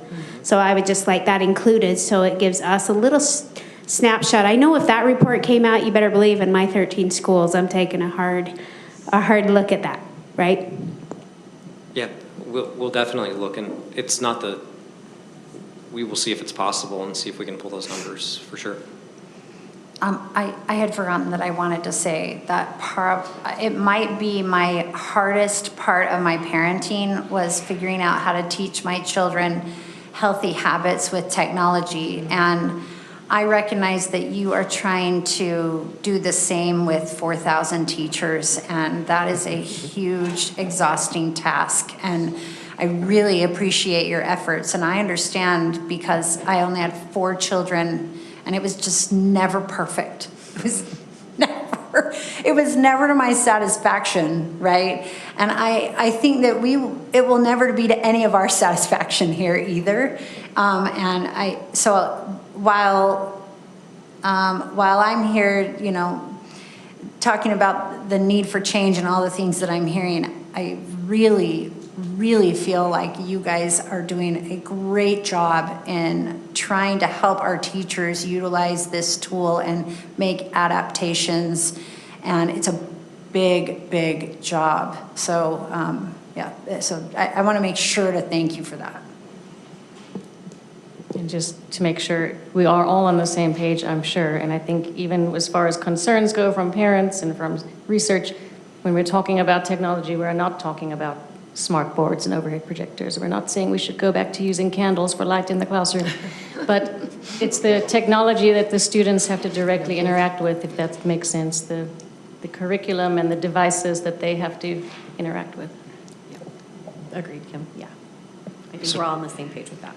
The 2 action items that I heard were parent survey and data by school, if possible, is there, and student survey that comes from USB. Yeah, parent and student survey and data, and then as we analyze it, let's look at what is this really being effective? Are we really, is compared to what the research that says that the tech is harming learning. Let's evaluate that. We've done some past research with the Learn platform. You can do what's called an impact analysis, where you can measure usage of a specific tool and then compare assessment data. So we have done that with individual tools. It's difficult to do just technology as a broad, because to your analogy, how effective are students that use a pencil versus those that use a pen? Like, it is such a tool that can be used in no impact, negative impact to positive impact. So it's hard to say all technology use is the same, but that's not we can look into those numbers and look at that study. For sure. I mean, somehow in the research that's been done, they're looking at something, so maybe we can use a starting point. It's also true, though, I mean, and you mentioned 2010, that's also about the same time, 2010, 2012, is about the same time that we had the smartphone and social media and blah, blah, blah, blah, blah, blah, blah, which can be also hooked, connected to a lot of psychological issues that have happened with our kids and affected learning in that respect as well. So I think it's valuable to look at the data, but let's make sure we're looking and seeing how, all of the data, and making sure that we're looking at our data and how we're using this, if we're using it effectively, and if we're not, get out. Exactly, and that's where, just if we look at what their baseline was and what they were looking at in those studies, I think that's a place to start, right?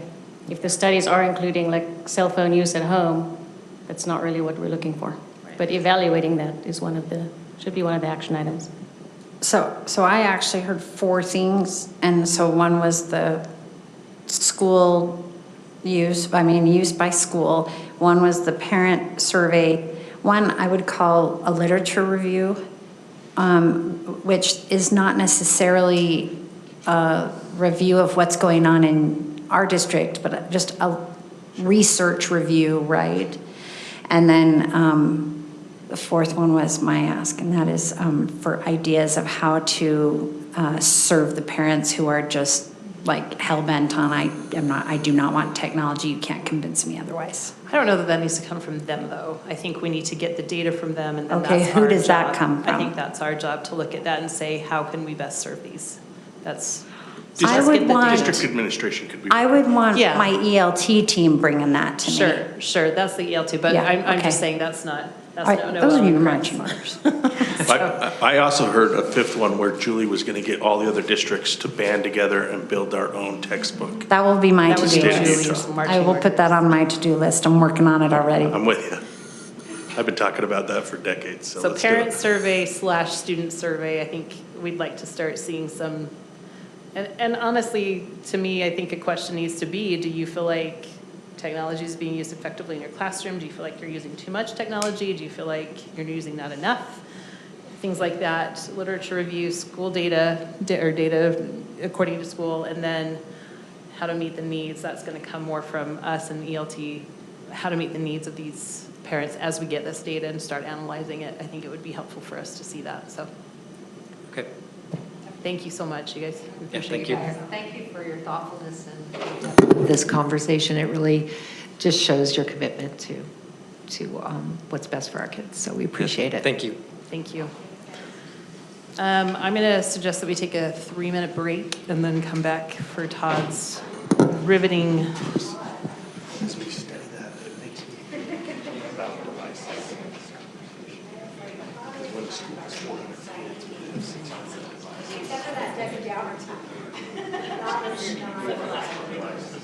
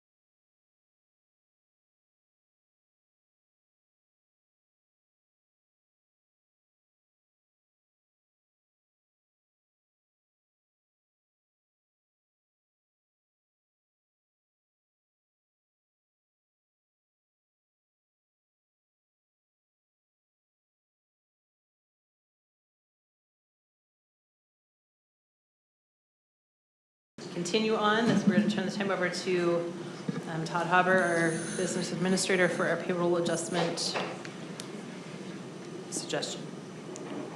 Presentation, Perfect. whatever. Proposal, suggestion, brainstorming. I appreciate the time this evening to talk about a payday adjustment. We'll spend some time talking about why are we here talking about this today, what a new schedule would look like, who would participate in that schedule, and then what the next steps would be.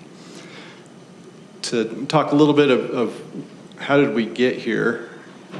Let me talk about what we're doing, and then we'll get about into how we got here. What we found was that our pay dates are not synchronized with our contract terms. So the term of contract begins on a particular day, ends on a particular day, and then there's the installments of pay through that time period. And what we're proposing to do is to improve the synchronization of those pay schedules with the contract. So in this case, for 12-month employees, what we're looking at is adjusting the pay cycle for the contract to go from July 23rd of the first part of the year through to July 8th of the next year. That gets closer to the contract terms.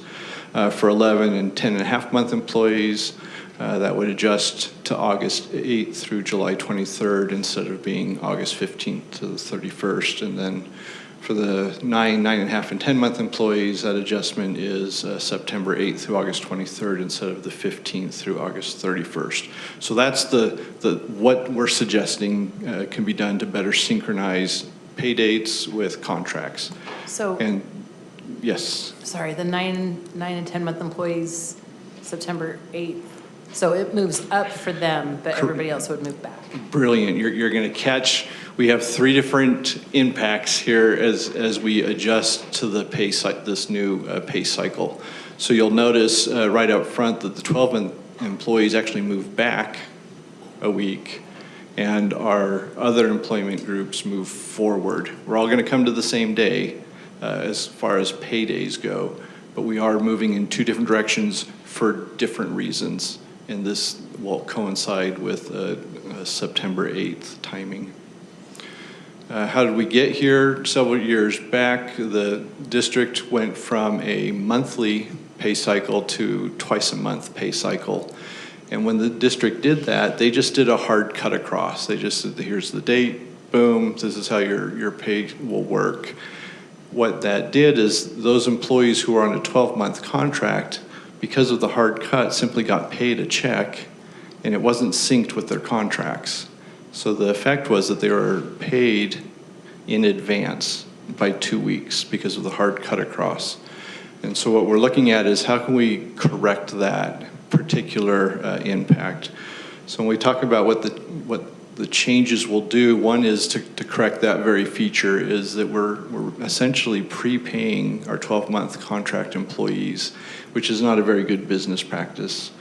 On the back side of that, so if you prepay someone, when you get into the conversation of someone changing their job, they're leaving the district for other employment, or they're retiring, they come into the HR office with the expectation of closing out and that they would find out what their final check would be in 2 weeks.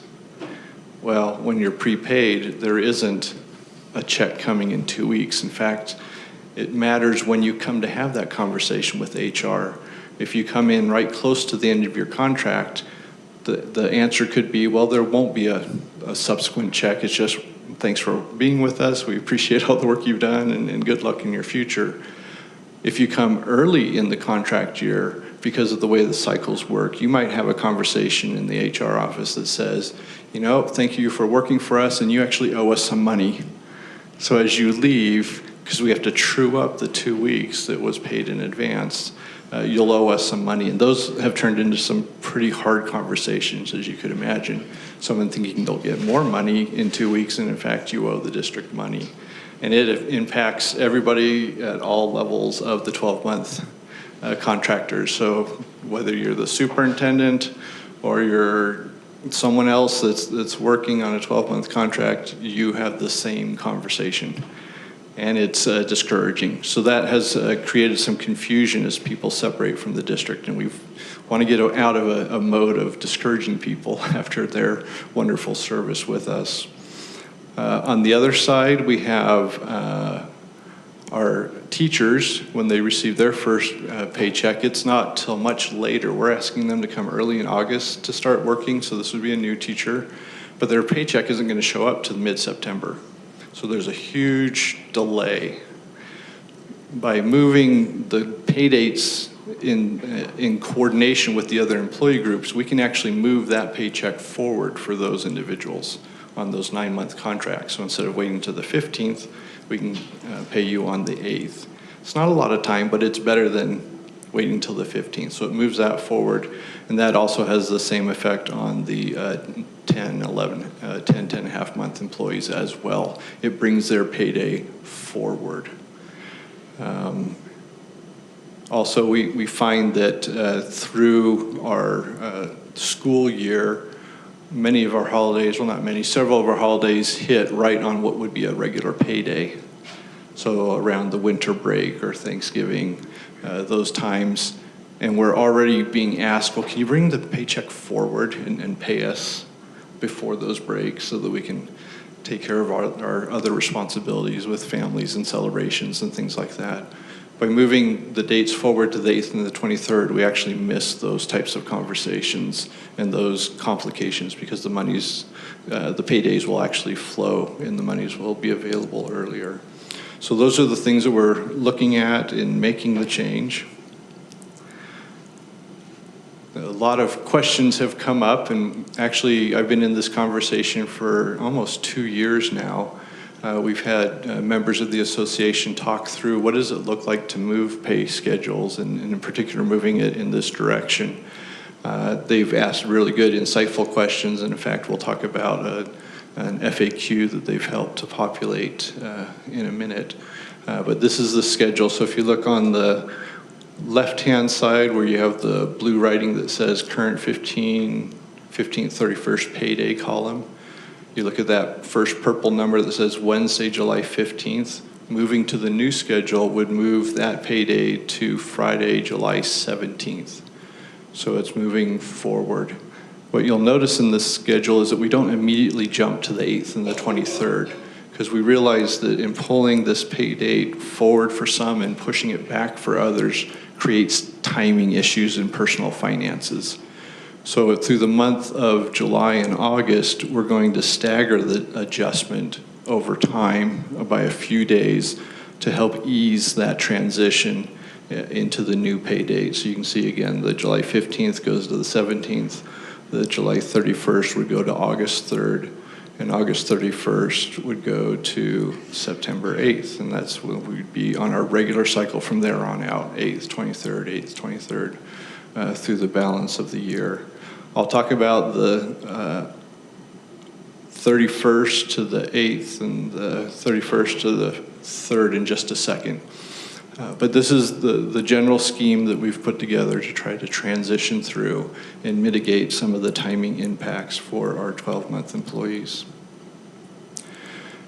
Who does that impact, or who are the ones that will be participating in these schedule changes? Your blue column, those are the individuals who would be moving back a week.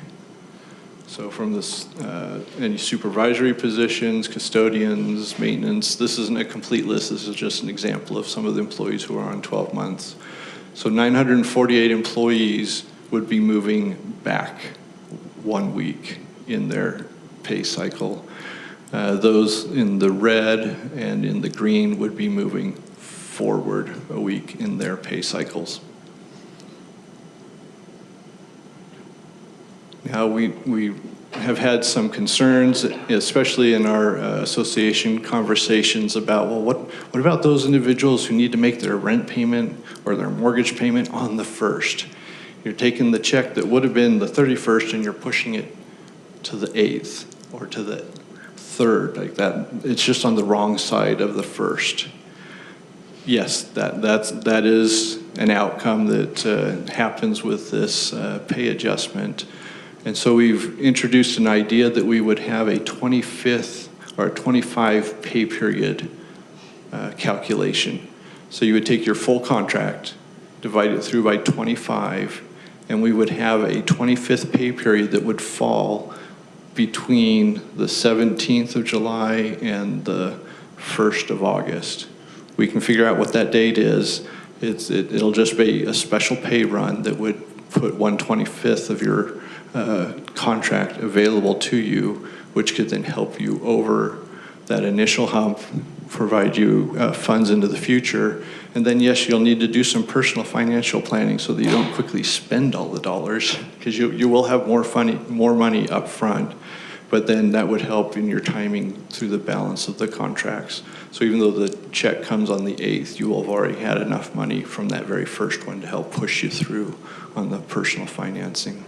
I see a question. Does that just happen this year, and would it go One year, to 24? yeah, because once you get transitioned over, pardon? Once you transition over, then the cycle runs, and so that extra paycheck, if you will, gets the cash flow working, and then you do need to be budgeting as an individual to make sure that those dollars Every flow. paycheck after that will be smaller. It would flow So- through But that, I mean, essentially, we're still paying them ahead. a little bit. Technically, a little bit because of that, but it will only happen, so this will give them 1 year to kind of To work it out. gear up and Yep. figure it out. Yep, Okay. to help that out. Thank you for clarifying. Yep. So now we're into the next steps, and I'm a little bit ahead of myself because here we're having a public meeting about changing an adjustment to our pay periods, and not all the conversations have come to a conclusion. But these are the next steps that we have. We've been working with the association groups. We have an FAQ that we've been collaborating on and pulling together that would be released out as we do our formal communication of this adjustment. We have a flyer that would go out to the employees, and we're putting together a video to help explain the adjustment, how to prepare for it, what does it mean as you move forward in your employment with the district. So those are pieces to come. They're mostly put together, but they're not finalized. We wanted to have a conversation with you today just to see where you are on this thought and this adjustment as we are proposing it. There's also a policy consideration. There is a policy article 9A1E that talks about paydays. And so if we're going to move it off of the 15th and go to the 8th and the 23rd, we will need to come before you and talk about that in a formal policy context to see if this particular policy interferes with this idea. Do they work together and this doesn't disrupt the policy that's in place? So we need to have that conversation as well. So these are the next steps that are ahead of us.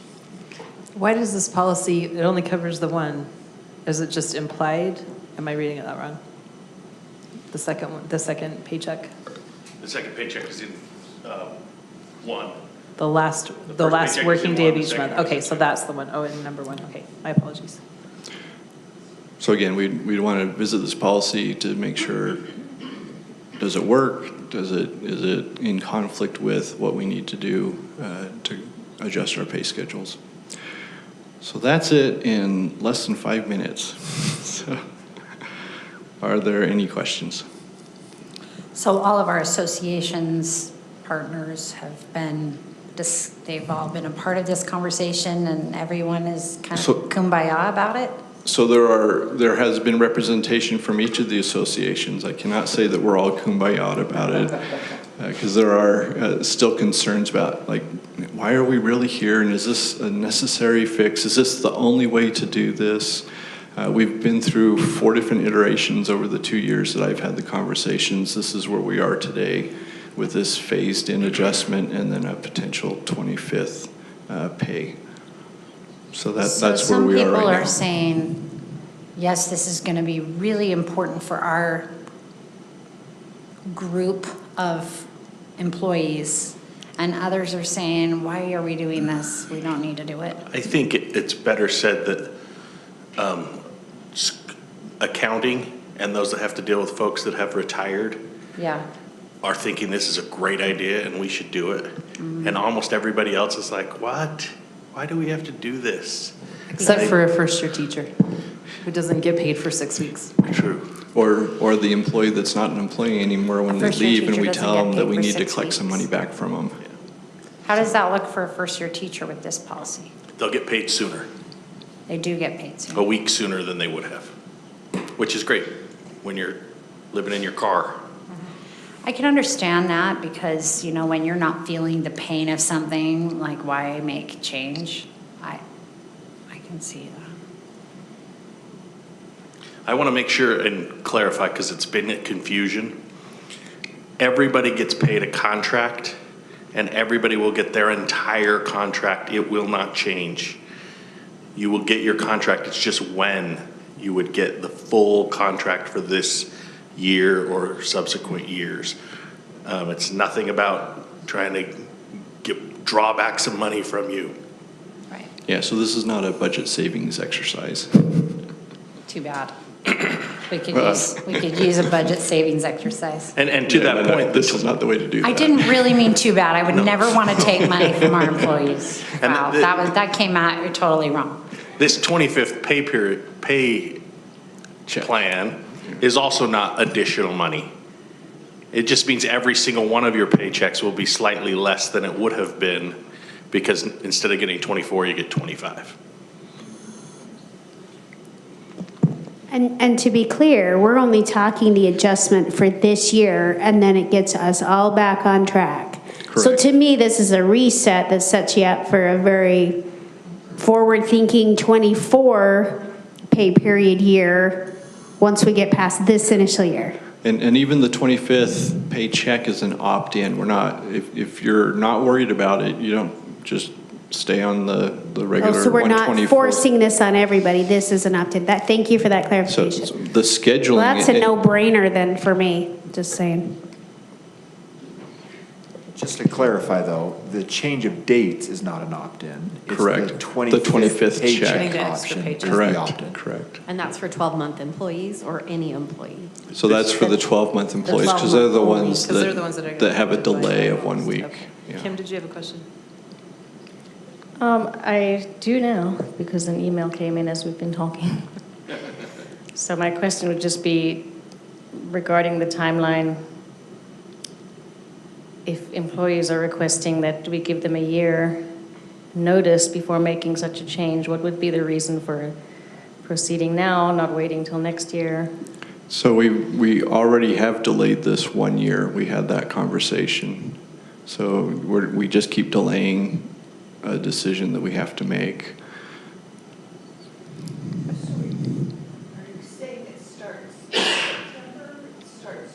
This July, correct.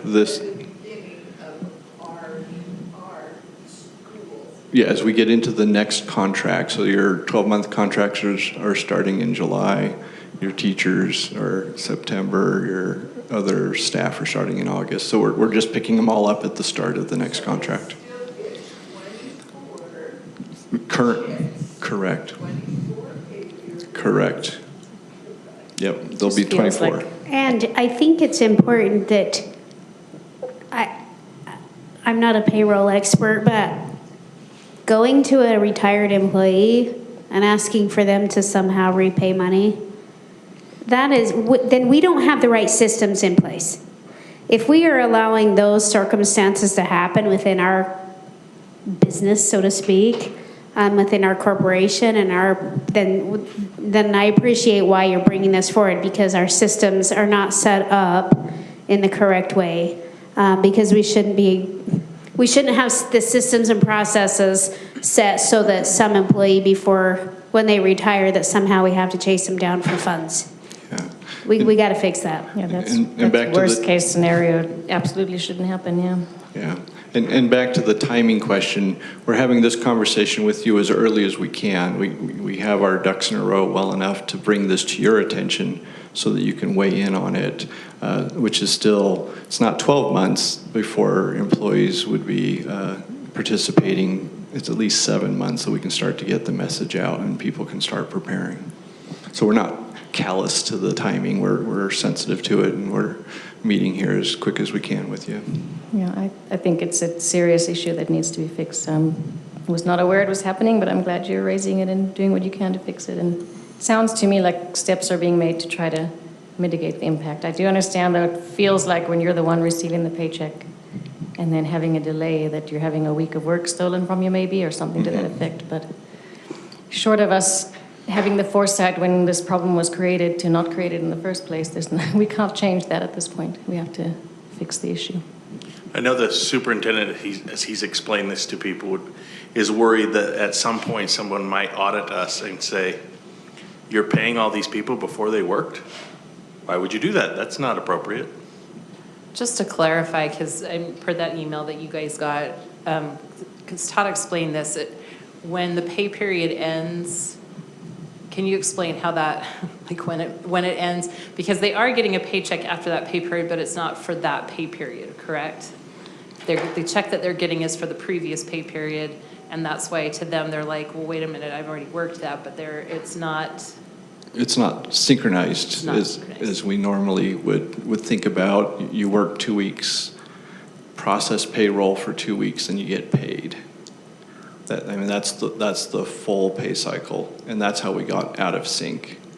And so we're just pushing it forward to bring that back into sync. Because currently they work the 2 weeks and they get paid right after. Immediately. And they're thinking, I think a lot of employees are thinking, oh, this is the 2 weeks that we just closed out, but it's not. And they're not understanding that this is 2 weeks ago that we closed it out, right? Yeah. So that's what needs to be clarified. So if anybody has questions, I just think that's important for us to understand. Yeah. So. And that's oversimplified. I mean, there's more to it, but that's the general idea, yeah. Well, and I'm wondering, Todd, if employees are already having questions, can we have examples shown for them saying, look, this is what you worked, this is when you get paid, but now this is how we're switching, just like an example or something, so that when they see that, they have that actual visual of, but this well, is how I worked it works. this, and yeah. this is what I got paid. Now it's going to switch to this, but it's still the same amount of pay. It's still the same, Yep. But it's just a different model, I guess. Yep, and we're trying to get there. So that's what's in the FAQ, is to explain, like, will I be able to make my mortgage payment? And all the concerns that have come out as we've met with the associations are being pulled together. So that's a great idea to include examples. Of just showing what it was and what it will be. Mm-hmm. Yeah, thanks. As you've talked to the different associations, do they feel like this is enough time to give people, if we inform them now, to have that 7 months, or do they, because for this request, okay, why isn't it a year? We need to have a full year for them to be prepared for this? So I think their position is that they would like the 12 months in order for people to become informed and be able to make the necessary personal preparations to be ready for it. And that a 12-month lead time is what would be needed for those conversations. Is there a reason to, aside from now everybody who retires this year, if we put it off until next year, is there a reason not to put it off, just to give them that 12-month lead time, aside from the people who retire we have to go after and get money from? It's avoiding unnecessary challenging conversations. So we have about 100 individuals that we have these conversations with a year, and it's just bad relations with our employees to have those conversations on a regular basis. It's time to change. Any other thoughts? Okay, I think it makes it sound like we're all in agreement that it needs to happen. I'd like to make sure that we're doing it in a thoughtful way, that we're not, that if 7 months doesn't feel like they can do it, we need to make sure we have a conversation with that employee. Sure, and glad to have the conversation. I think from the standpoint of delaying is we would like to avoid, because again, I've been in this conversation for 2 years, and a year ago the conversation was, well, let's put it off to the next year. Well, this is the next year, and we've worked it out. As far as how it could look, what we need to do now is actually get in front of our employees. But the more we delay it, the less opportunity we have to get in front of our employees. Just last question on that, Todd. So a year ago when it was asked to be delayed, like how well publicized was it at that point in time? Like, did most teachers realize this is coming then, or is this the first time for a lot of them hearing about it, and that's why there's a concern about timing? So nearly all employees, this will be, well, barring today's conversation, this will be the first time that they're hearing about it. The association leaderships have been involved in the conversations over these 2 years, trying to work out how would we adjust, what would be the most reasonable way to make the adjustment, what are the caveats we need to have in place, what safeguards do we need. Those conversations have been a very smaller group, but they're aware of all these dynamics.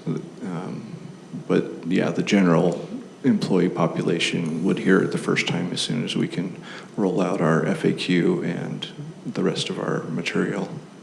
Just to, this is super confusing. I mean, we've been having this for a long time and people get confused. So it's okay if you're feeling confused. I've felt confused throughout this.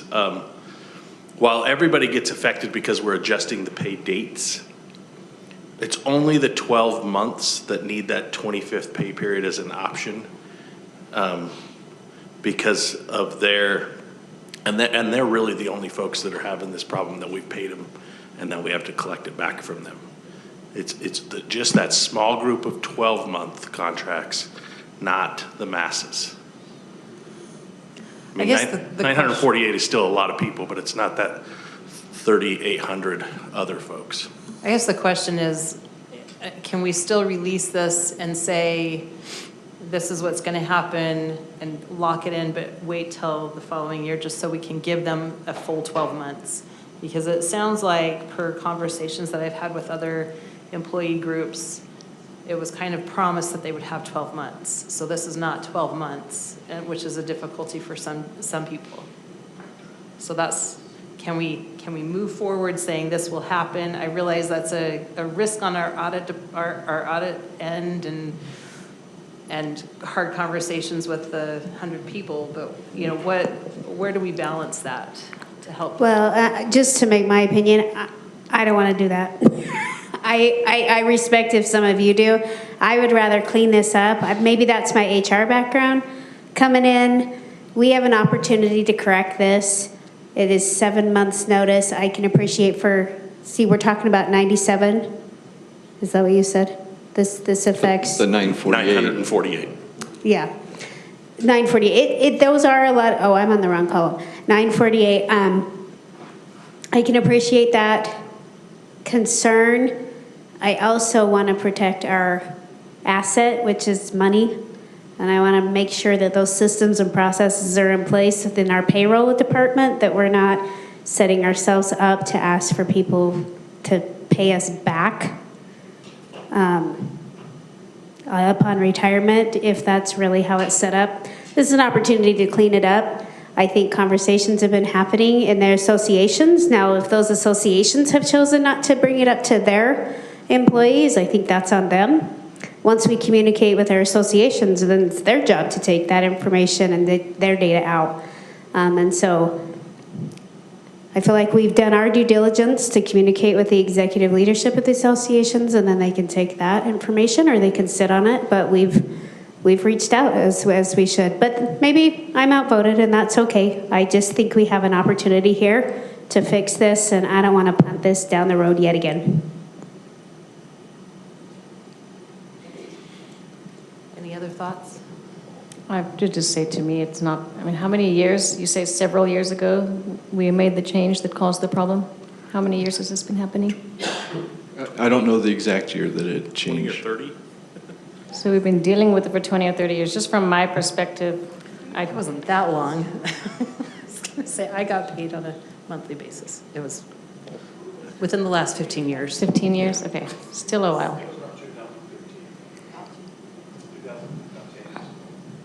It was after my son was born, so it was after 2010. So it's been a little while. I don't disagree with what you're saying, Karen, but I also don't know that if we make a decision, put an effective date, and say that that's next year, that to me, it doesn't make a huge amount of difference given how long it's been already. That's my personal view.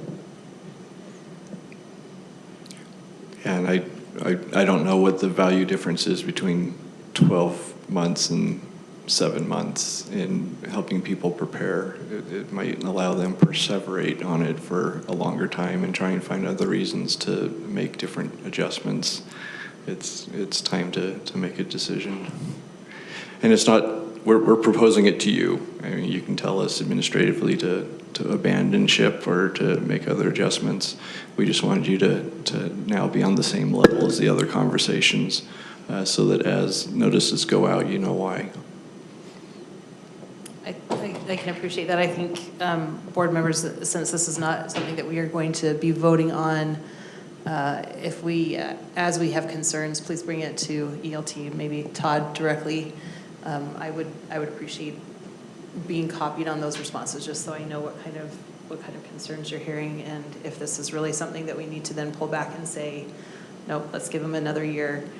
Let's put it in policy. Let's change the policy. So Doug, let's bring this to loan policy. Let's make sure that we get our ducks in a row in that way. But if they really need 12 months, then, it's been going on for 10 years. Let's give them 12 months. Yep. So.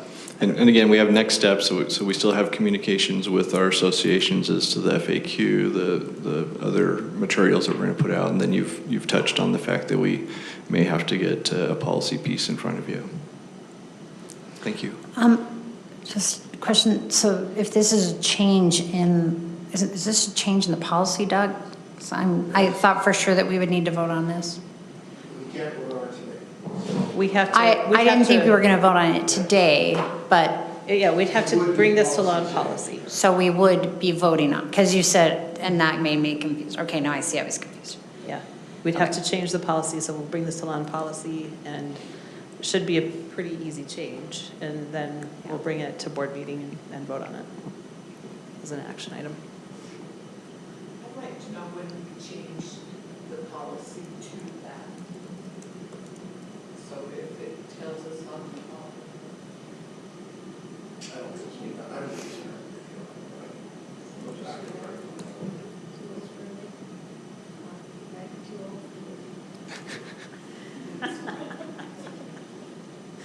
Too old for a date. 15 years old.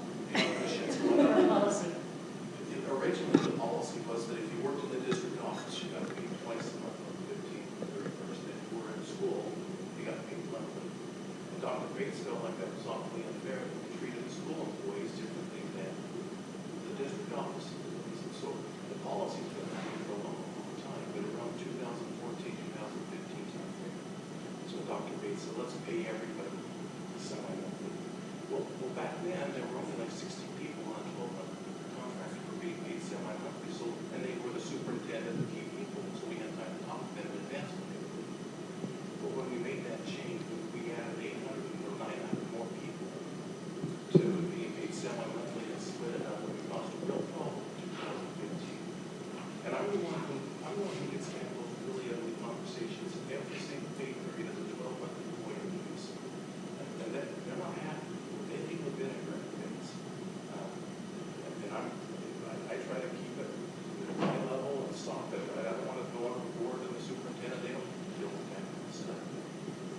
It's not a great conversation. Since I've interrupted, can I say one more? No, that's okay. I just was, because I don't know if people online can hear you, so I just wanted to summarize. So he was just saying that this happened about 2015, where we had some people that were on, the district people were on a bi-monthly schedule, and then everybody else was on a monthly schedule. And that's when Dr. Bates said, why do we have two different pay schedules? And so that's when that changed. But you're the one that has to have the hard conversations with those people who are retiring, and that's. Would you mind introducing yourself just so that people know? My name is Richard Welch. I'm the payroll director, and I'm losing my voice, sorry. But, that's why you need a microphone. Just kidding. If I could just, one more thought. Todd, could you go back to that slide where it shows the colored, the green, blue, that one there? If you'll remember, years ago, the district decided to do away with all year-round schools. And year-round teachers got paid on that middle bar, the orange-colored one. And when we did away with year-round schools, the board at that time said everyone's going to slide to the green bar. That means that 2,200 teachers went a whole month without a paycheck, and we gave them 3 months' notice. We basically told them in April timeframe, hey, be prepared. Your last check's gonna come in July, and your next check's not gonna happen until September. And back then, we were paid monthly, and it was hard, right? Because they had to wait a whole dang month, and we're asking people to wait a week. And so you can tell I'm biased because I have to have these hard conversations with 5 people every pay period about how you were overpaid. But I hope that helped in some of the perspective as well. Yeah. Like I say, I was on I started working August, whatever, but I didn't get paid till the end of September because of that. So I had to quit my other job and I was working, but I still had to pay rent and I had to do all of that and I had to budget it out for 6 weeks because I didn't get paid until the end of September for what I worked in August. So it's difficult. At that time, we offered a 13 pay. We were only paid monthly rates. We offered a 13 pay, similar to this 25. And I think, if I remember correctly, maybe 400 out of the 2,200 teachers who were affected maybe signed up for that. Okay. I would kind of anticipate something similar with this change. Okay. Let's keep in communication and make sure that we're not harming anybody. We don't want that to happen, but I understand from an audit perspective and from a money perspective that it's important for us to line that back up, so. Okay. All right, that's it then, Todd, thank you. See, that wasn't that bad. Depends on where you're sitting. All right, as far as I know, the only question was, I don't know that did any of us do board ethics? Was that part of the USBA? I did everything that was in my vector training. Yeah, it's not, this wouldn't be.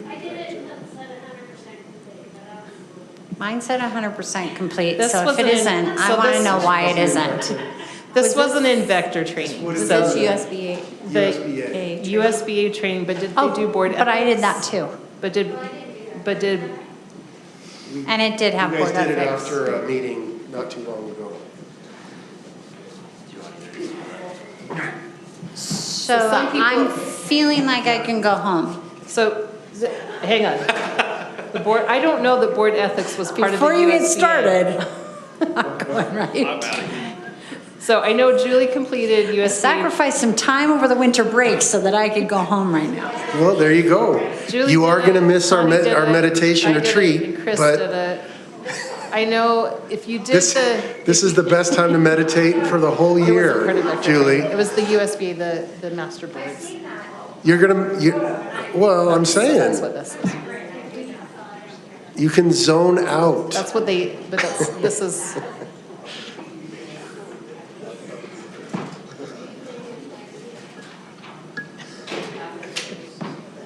So I think we all have to do the ethics part because I don't think that was included in USBA is what I was saying, in Yeah. the master boards.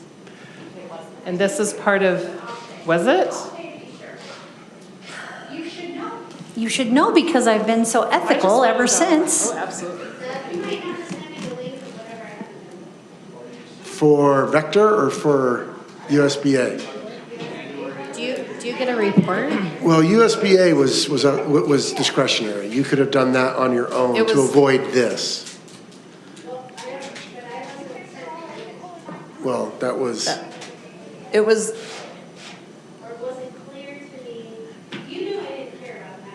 right, and I said, if you would like to complete it before this meeting, then you don't have to stay for this part. But if you don't, then we have to do it. It's just the master boards. This counts. this counts. That's what I'm saying. You'll This be counts. done. If you can suffer through the next, well, if Ben was here, it'd be 5 minutes, but I'm gonna be more realistic and say 25 minutes, how's that? Then you'll be all done. Does that sound okay? 12, okay. Here we go. Go. Short words, here we go. Are you ready?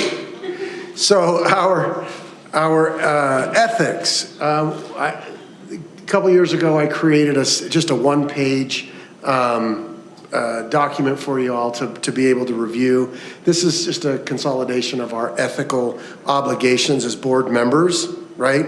The top section is related to your conflict of interest.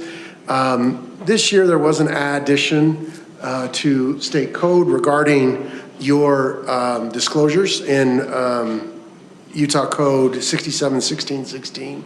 If you remember, we asked you to provide the disclosures to the district, the same ones that you had done for when you ran for office, and we had posted those. So essentially what those disclosures was a disclosure of your responsibilities under the Public Employees Ethics Act, and that so you understand that that all board members should annually disclose any direct or indirect financial interests that they have in any corporation that does business with or furnishes goods to the district, or if you are involved in any type of transaction with the district that will benefit you or someone close to you. Okay, those are essentially your board, your Public Employee Ethics Act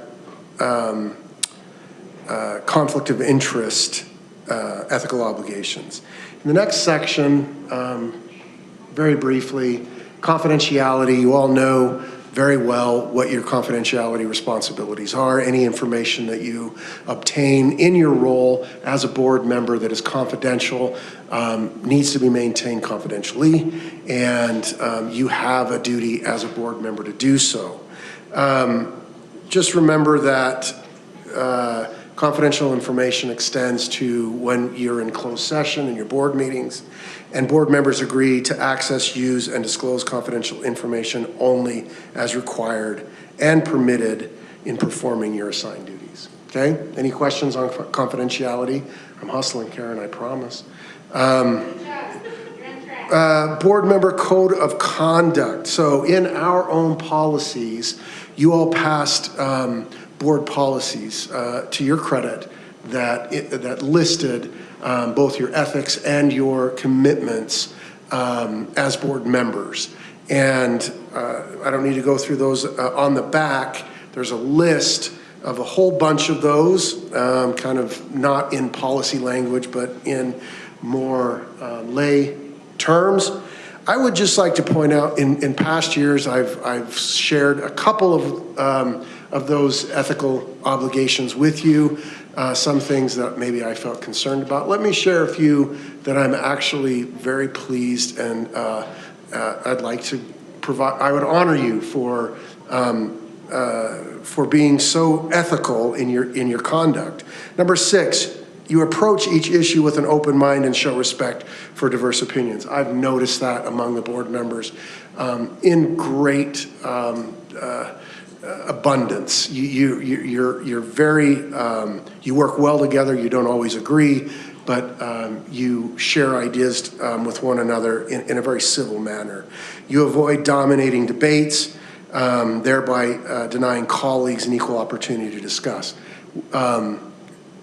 We've had board members in the past that have had a harder time with that than at other times, or than we do now, and I commend you for that. You have the courage to share personal perspectives, but you respect the perspectives of others, and I appreciate that. Number 16, you maintain civil dialogue, speaking respectfully and listening carefully. And number 18, you take concerns and complaints to the superintendent and appropriate administrators. We appreciate the communication that you have engaged in with staff and with the superintendent. And in fact, Karen called me today with an issue, and we were able to directly address it at the staff level. So we appreciate your communication. We appreciate the level of communication that you've engaged in with us. And with that, is there any other questions on ethics? Okay, check. Now is our meditation. You ready? Luke, help me out here, buddy. I did go back and update our Open and Public Meetings Act. I added some additional lovely photographs for you. But I also updated the law just a little bit. And so I'll point those things out as we go through. The intent, and we will. The intent of OPMA is to ensure that board business, including deliberations, is conducted and actions are taken in the open. That principle has been reiterated by the Utah Supreme Court.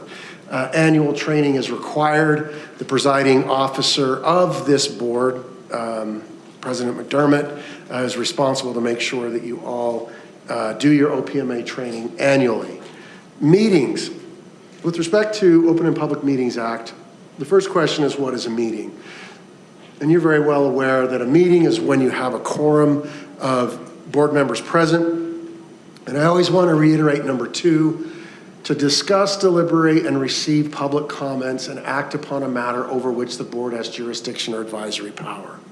If you're not doing those things, say you're at dinner and you're at a function and you're not discussing board business, you are perfectly within your rights to do so, okay? It's only when you are deliberating, receiving public comment, and acting upon matters that we consider that a meeting. Is that an and or an or, though? To discuss or deliberate or receive public comment or act in a manner. To discuss, deliberate, receive public comments. It might be an and or. Hang on. Discuss, deliberate, receive public comments, because this is a consolidation of a few different things. So I would say or. Because if it's an and, it would mean, well, we can discuss. We didn't take public comment. Right. So No, you're right, Kim. That's a good point. So it would be an or. Thank you very much. I'll get that changed. Meeting is not a meeting if no funds are expended. Discussion is only for the purpose of administrative or operational matters, or it constitutes a chance meeting. Proper notice. Stacy does a great job of making sure that we are noticed. We include our agenda that is reasonably specific. That has come up as an issue in some other boards, that their agendas are not specific enough. And so we will make sure that ours is. We post it. We post it appropriately to our website, to the state's website, and we do an annual posting of our board meeting schedule. We can have emergency board meetings without 24 hours notice to discuss matters of urgent nature, but we must give the best notice possible, and the majority of board members who can be contacted must approve. That's to make sure that the boards aren't doing meetings to get around other board members, right? Agenda items, again, must be specific to notify the public of the topics to actually be considered. Each topic must be listed in a separate agenda item. We got to stick to that agenda, and we don't take final actions upon topics that are brought up by the public. Public can bring up additional issues for discussion. However, we don't act upon those until potentially the next board meeting when it has been listed as an agenda item. Board may discuss an item raised. Oh, I just said that. Very good. Public participation. I will spend just a minute on this. Public participation. A meeting is open to the public unless closed, which is one of my favorite statements in statute. This includes work and study, meetings do include work and study sessions and site visits. However, we generally don't have to take minutes or take a recording of those meetings. We generally allow public comment if a patron signs up in advance. I will tell you that there is a great deal more latitude that is given to the public in board meetings across the country. And public comment, it is required in certain meetings, such as our budget hearings, tax increase, truth and taxation meetings, and our boundary changes. But more and more districts are being required to not only offer an opportunity for the public to speak, but a significant deference to what is said, what the content is, and the amount of time. We even had in this last session, you'll remember, HB 271 from Representative McPherson, which again, opened and gave further deference to the public in these public board meetings. I will say also that court cases, including Supreme Court cases across the country, have ruled in favor of public comment and public or individuals acting in their private capacity to speak out in board meetings, even against board members, in a way that we'd not seen before, and it was considered protected speech. So just be aware of that.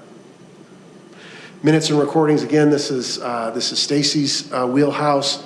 We do keep minutes and recordings. They are subject to grandma. Wait. I've been listening the whole time. Okay, I just didn't know if you were intending to leave or intending to stay. Okay. Okay. Recordings must be complete and unedited.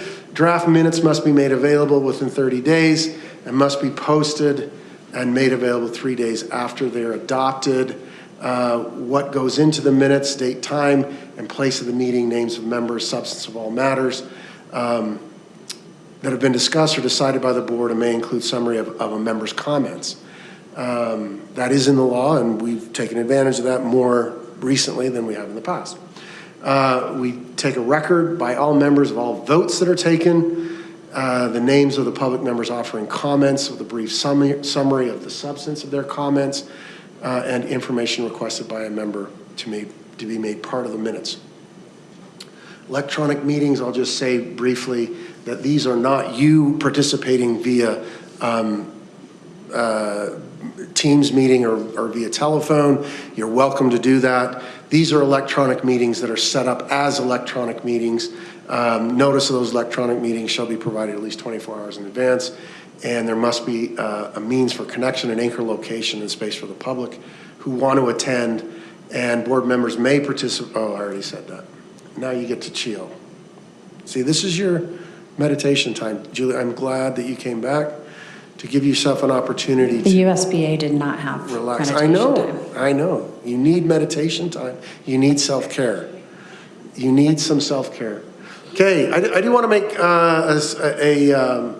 take just a minute with this particular slide, and that's because of another slide I'll show you in a minute, but just be careful with your communications via text and email, especially during a meeting. On this slide, San Juan County was recently required to turn over texts of board members because they were texting during a board meeting, right? And in a board meeting, it should be open. Comments should be made transparently in an open board meeting. The records committee required them to turn over text. It was an embarrassing thing for that particular board. So just be aware of that, please. And again, all such communications would be subject to grandma. Email, electronic communications outside of board meeting, nothing in OPMA limits you from having conversations via electronic communications or email, but just don't engage in group discussions, again, with a quorum, and be careful about responding to all electronic communications, again, are subject to grandma, okay? Any questions on any of that? Here's a few things to consider. Are you communicating about official business? If you are, think about what the implications might be. Are you taking a vote on the matter? How many board members are involved in the communication? Does it create a quorum? Or is there a series of communications that might create a quorum, right? If there's a series of communications that bounce between you, it can eventually create a quorum. I just want you to be aware of that. Go ahead. I was going to say, this was something that I was asking Doug about, and he said, you need to be very careful because it was ruled in somebody else's board that it was considered a floating quorum. Floating quorums So we have is to the be name of it. careful with emails or text messages, which Yeah. is why it's good to text or So- email Chris or I if there's a Right. we're the point person and it doesn't become a floating I quorum. have a question. Anyway. So how do you know if it's becoming that if you're not in all those conversations? Simply by taking a look at the full record. So once that full record would be compiled, someone could arguably accuse the board of discussing business and deliberating amongst themselves because there's overlap among these conversations. It's called the floating board. I mean, that's kind of confusing because if I'm gonna Yeah. text somebody and ask them a question, and then they ask somebody, or do you know what I mean, and have Yeah. a discussion? And then somebody, and then like, okay, I'm gonna call and get this person to vote this way, I'm gonna call and get this person to vote that way, and this person to vote that. So that's where it is. Yeah, you can lobby, don't get me wrong, you can lobby with one another, okay?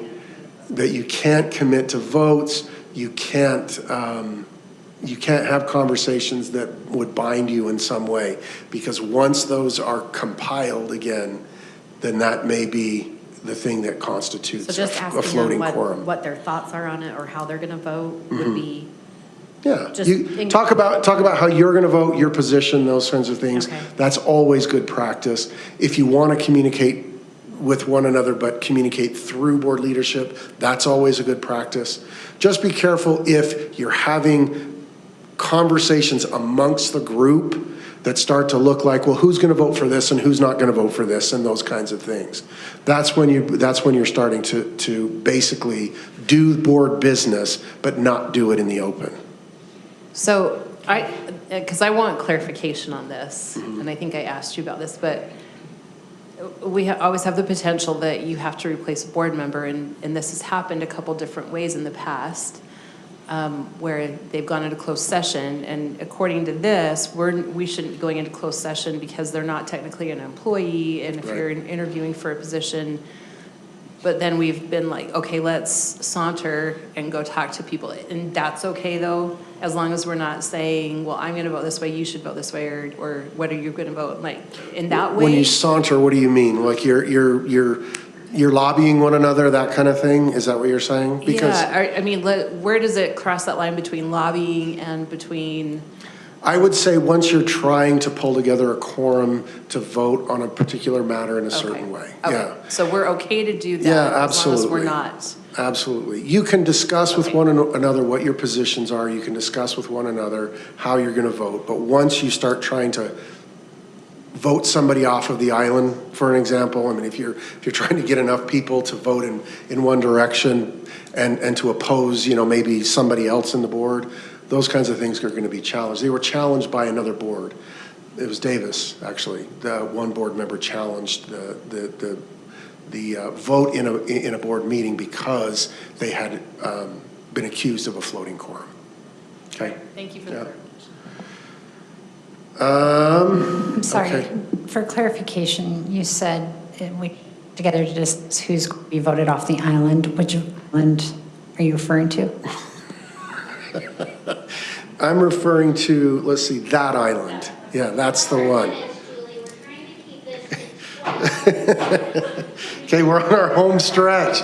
We're on our home stretch, Julie. We're on our home stretch. We are. So, okay, closed meetings. We've talked a lot about closed meetings. Here are the subjects about which you can talk in a closed meeting. Character and competence pending imminent litigation, matters of acquisition or sale of property, deployment of security system, investigations of alleged criminal conduct, and deliberations and decisions making about procurement. Can you go back? Yes, please. Does an individual's character, is that an employee's individual character? Or a potential employee. 'Cause Or we a did this when potential we were doing superintendent searches. employee? Yeah. Because superintendent, we could have all those conversations closed session. There's debate amongst the. Okay, see, this is why I'm bringing it up. And No, also, it's a we have great question. appointed board members when vacancies have become available, Yeah. right? Mhm. And so I understand, I mean, it's easy to insert an employee's character, right? Because nobody wants their personnel record aired out in public. So that is, I am not talking about that whatsoever. My question is, for a potential employee, like, when we hired Todd, when we hired Ben and Rich, we went through that superintendent Right. search. Those things were done in closed meetings because it was an individual's character. But I know that there's been some angst there. Yeah, I actually advised not to do it in closed meeting, but it was decided that that was what the board wanted to do. And the idea is that, is there a firm decision on this? No, there is not. I would say most districts with whom I'm in contact actually have those conversations in an open board meeting. We are not necessarily an outlier, but there are very few boards that do it the way we've done it, at least in my experience. Todd, you might have more experience with other districts, but most of the time when it comes to the appointed employees, in particular your business administrator and your superintendent, those discussions are held in open board meeting. So do you want to do it that way? I would advise that you do. That would be my advice. That's the more conservative approach. But I would say that there has not been a court ruling or any other interpretation of the law that would prevent us from doing what we've done in the past, which is exactly how we did it last time. So I can talk to you more about that when we get to that point. And we can just make a decision as to how we want to proceed. So are you saying, Todd, in your experience, when they have hired a superintendent, all of their discussions about that have been in open meeting? Yes. Is that your experience, Todd? I would say they're formal discussions, yes. They're formal discussions? Yes. So I've been through several different processes. The final decision process was always in an open public meeting, but there may have been community groups that were helping to vet different candidates. Their deliberations were not open to the public, but when it came to the board for their deliberation, it was open. It's not the way the district's ever done it in my 15 years here, so it would be a change. That would be awkward. I don't know, to have that as an open meeting. But we also, we hired a superintendent during COVID, so it was already a really. And I know another governing board, and they did do their interviews in public, but they also set some parameters. For example, they invited all the candidates who were interviewing for that job. They kind of said, while we can't prevent you from sitting in on the interviews. We'll let you know it's not going to look good if you do. As far as your candor, character, and stuff like that. So I know one board did that, or not board, one governing entity did that, bringing in the candidates one at a time. So it was open, but it was, they set a few parameters there. Not really disinviting them, but just kind of saying, hey, this is how it's going to go. Yeah. I think that the school districts are following more the lead of USBE. If you going through a USBE selection of a state superintendent, it's all out in the open, right? It's quite a transparent process. So we don't have to decide that right this moment. And and what I'm saying is that's a decision that I don't think there's a right or wrong answer, at least not at this point, okay? Closed meetings continued requires a quorum be present and 2/3 majority vote in an open board meeting in order to close the meeting. The board shall announce the reason for the closing, take vote to close the meeting, announce the location of a closed meeting. Let's make sure we always remember to do that. We have to announce the location. I know we forget that sometimes. Record the foregoing in the minutes. No resolution, rule, regulation, contract, or appointment may be approved in a closed board meeting. The board can't discuss competence or physical or mental health of a person, or they can, excuse me, that shouldn't be a cannot, that should be a can. Discuss the competence or physical or mental health of a person by applying to fill an elected position or midterm vacancy. Yes, sorry. You cannot discuss. Yeah, there you go. There you go. Okay, so the board can decide who attends that meeting. Information gathering and final action must be performed after you've opened back up to the open meeting. A recording must be kept unless the purpose is for those two, character or competence, or or security systems. Everything else you have to maintain a recording, but you don't have to maintain minutes. For those two circumstances, if you don't do a recording, you can have an affidavit affirming the purpose of the meeting, okay? Common mistakes for closed meetings, conference calls, email correspondence, texting that constitute a quorum. We've already talked about that. Failing to cite the reason for a closed meeting, that's come up in court a couple of times. Attempting to take a final action in closed meetings, that's come up a few times. And disclosing information that's learned in a meeting, just be very careful about that. All right? Potential penalties you should be aware of. Final actions of the board may be voided. Public employee who intentionally violates closed meetings. And I want to draw attention to this because there was some question about this, I think, last year or the year before. For you to be criminally liable for a Class B misdemeanor, it would have to be shown that you are intentionally violating or you are intentionally abetting or advising a violation. So just keep that in mind. If you made a mistake, for example, you wouldn't be thrown in jail for 6 months. How's that? May be responsible for the court fees, and corrective action must commence 90 days after the discussion. That is kind of a statute of limitations on somebody else who wants to correct the actions of the board, okay? Any questions? All right, just think about going to that island right there, Julie. Okay, good, me too. Any other questions? Thanks, board. You're awesome.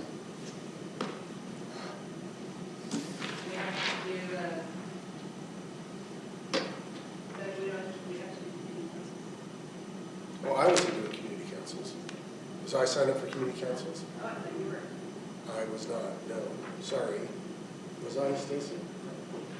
I'm not sure. Okay, we'll send that out on vector training because that's also part of what we have to do, right? And that's on, sorry, say that again.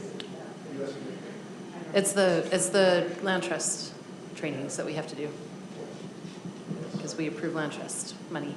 So, okay, I'll get with Doug and we'll make sure those get out to board members, or if you would like to do them on the master boards, that also does the training, either one. So I can send you that link. Yeah, I haven't done that one in the past. Okay. All right. Any questions? No questions. All right. Fantastic. Okay. Well, having reached the end of our agenda, aside from, we'll have to come back to the land trust training, but we will go ahead and stand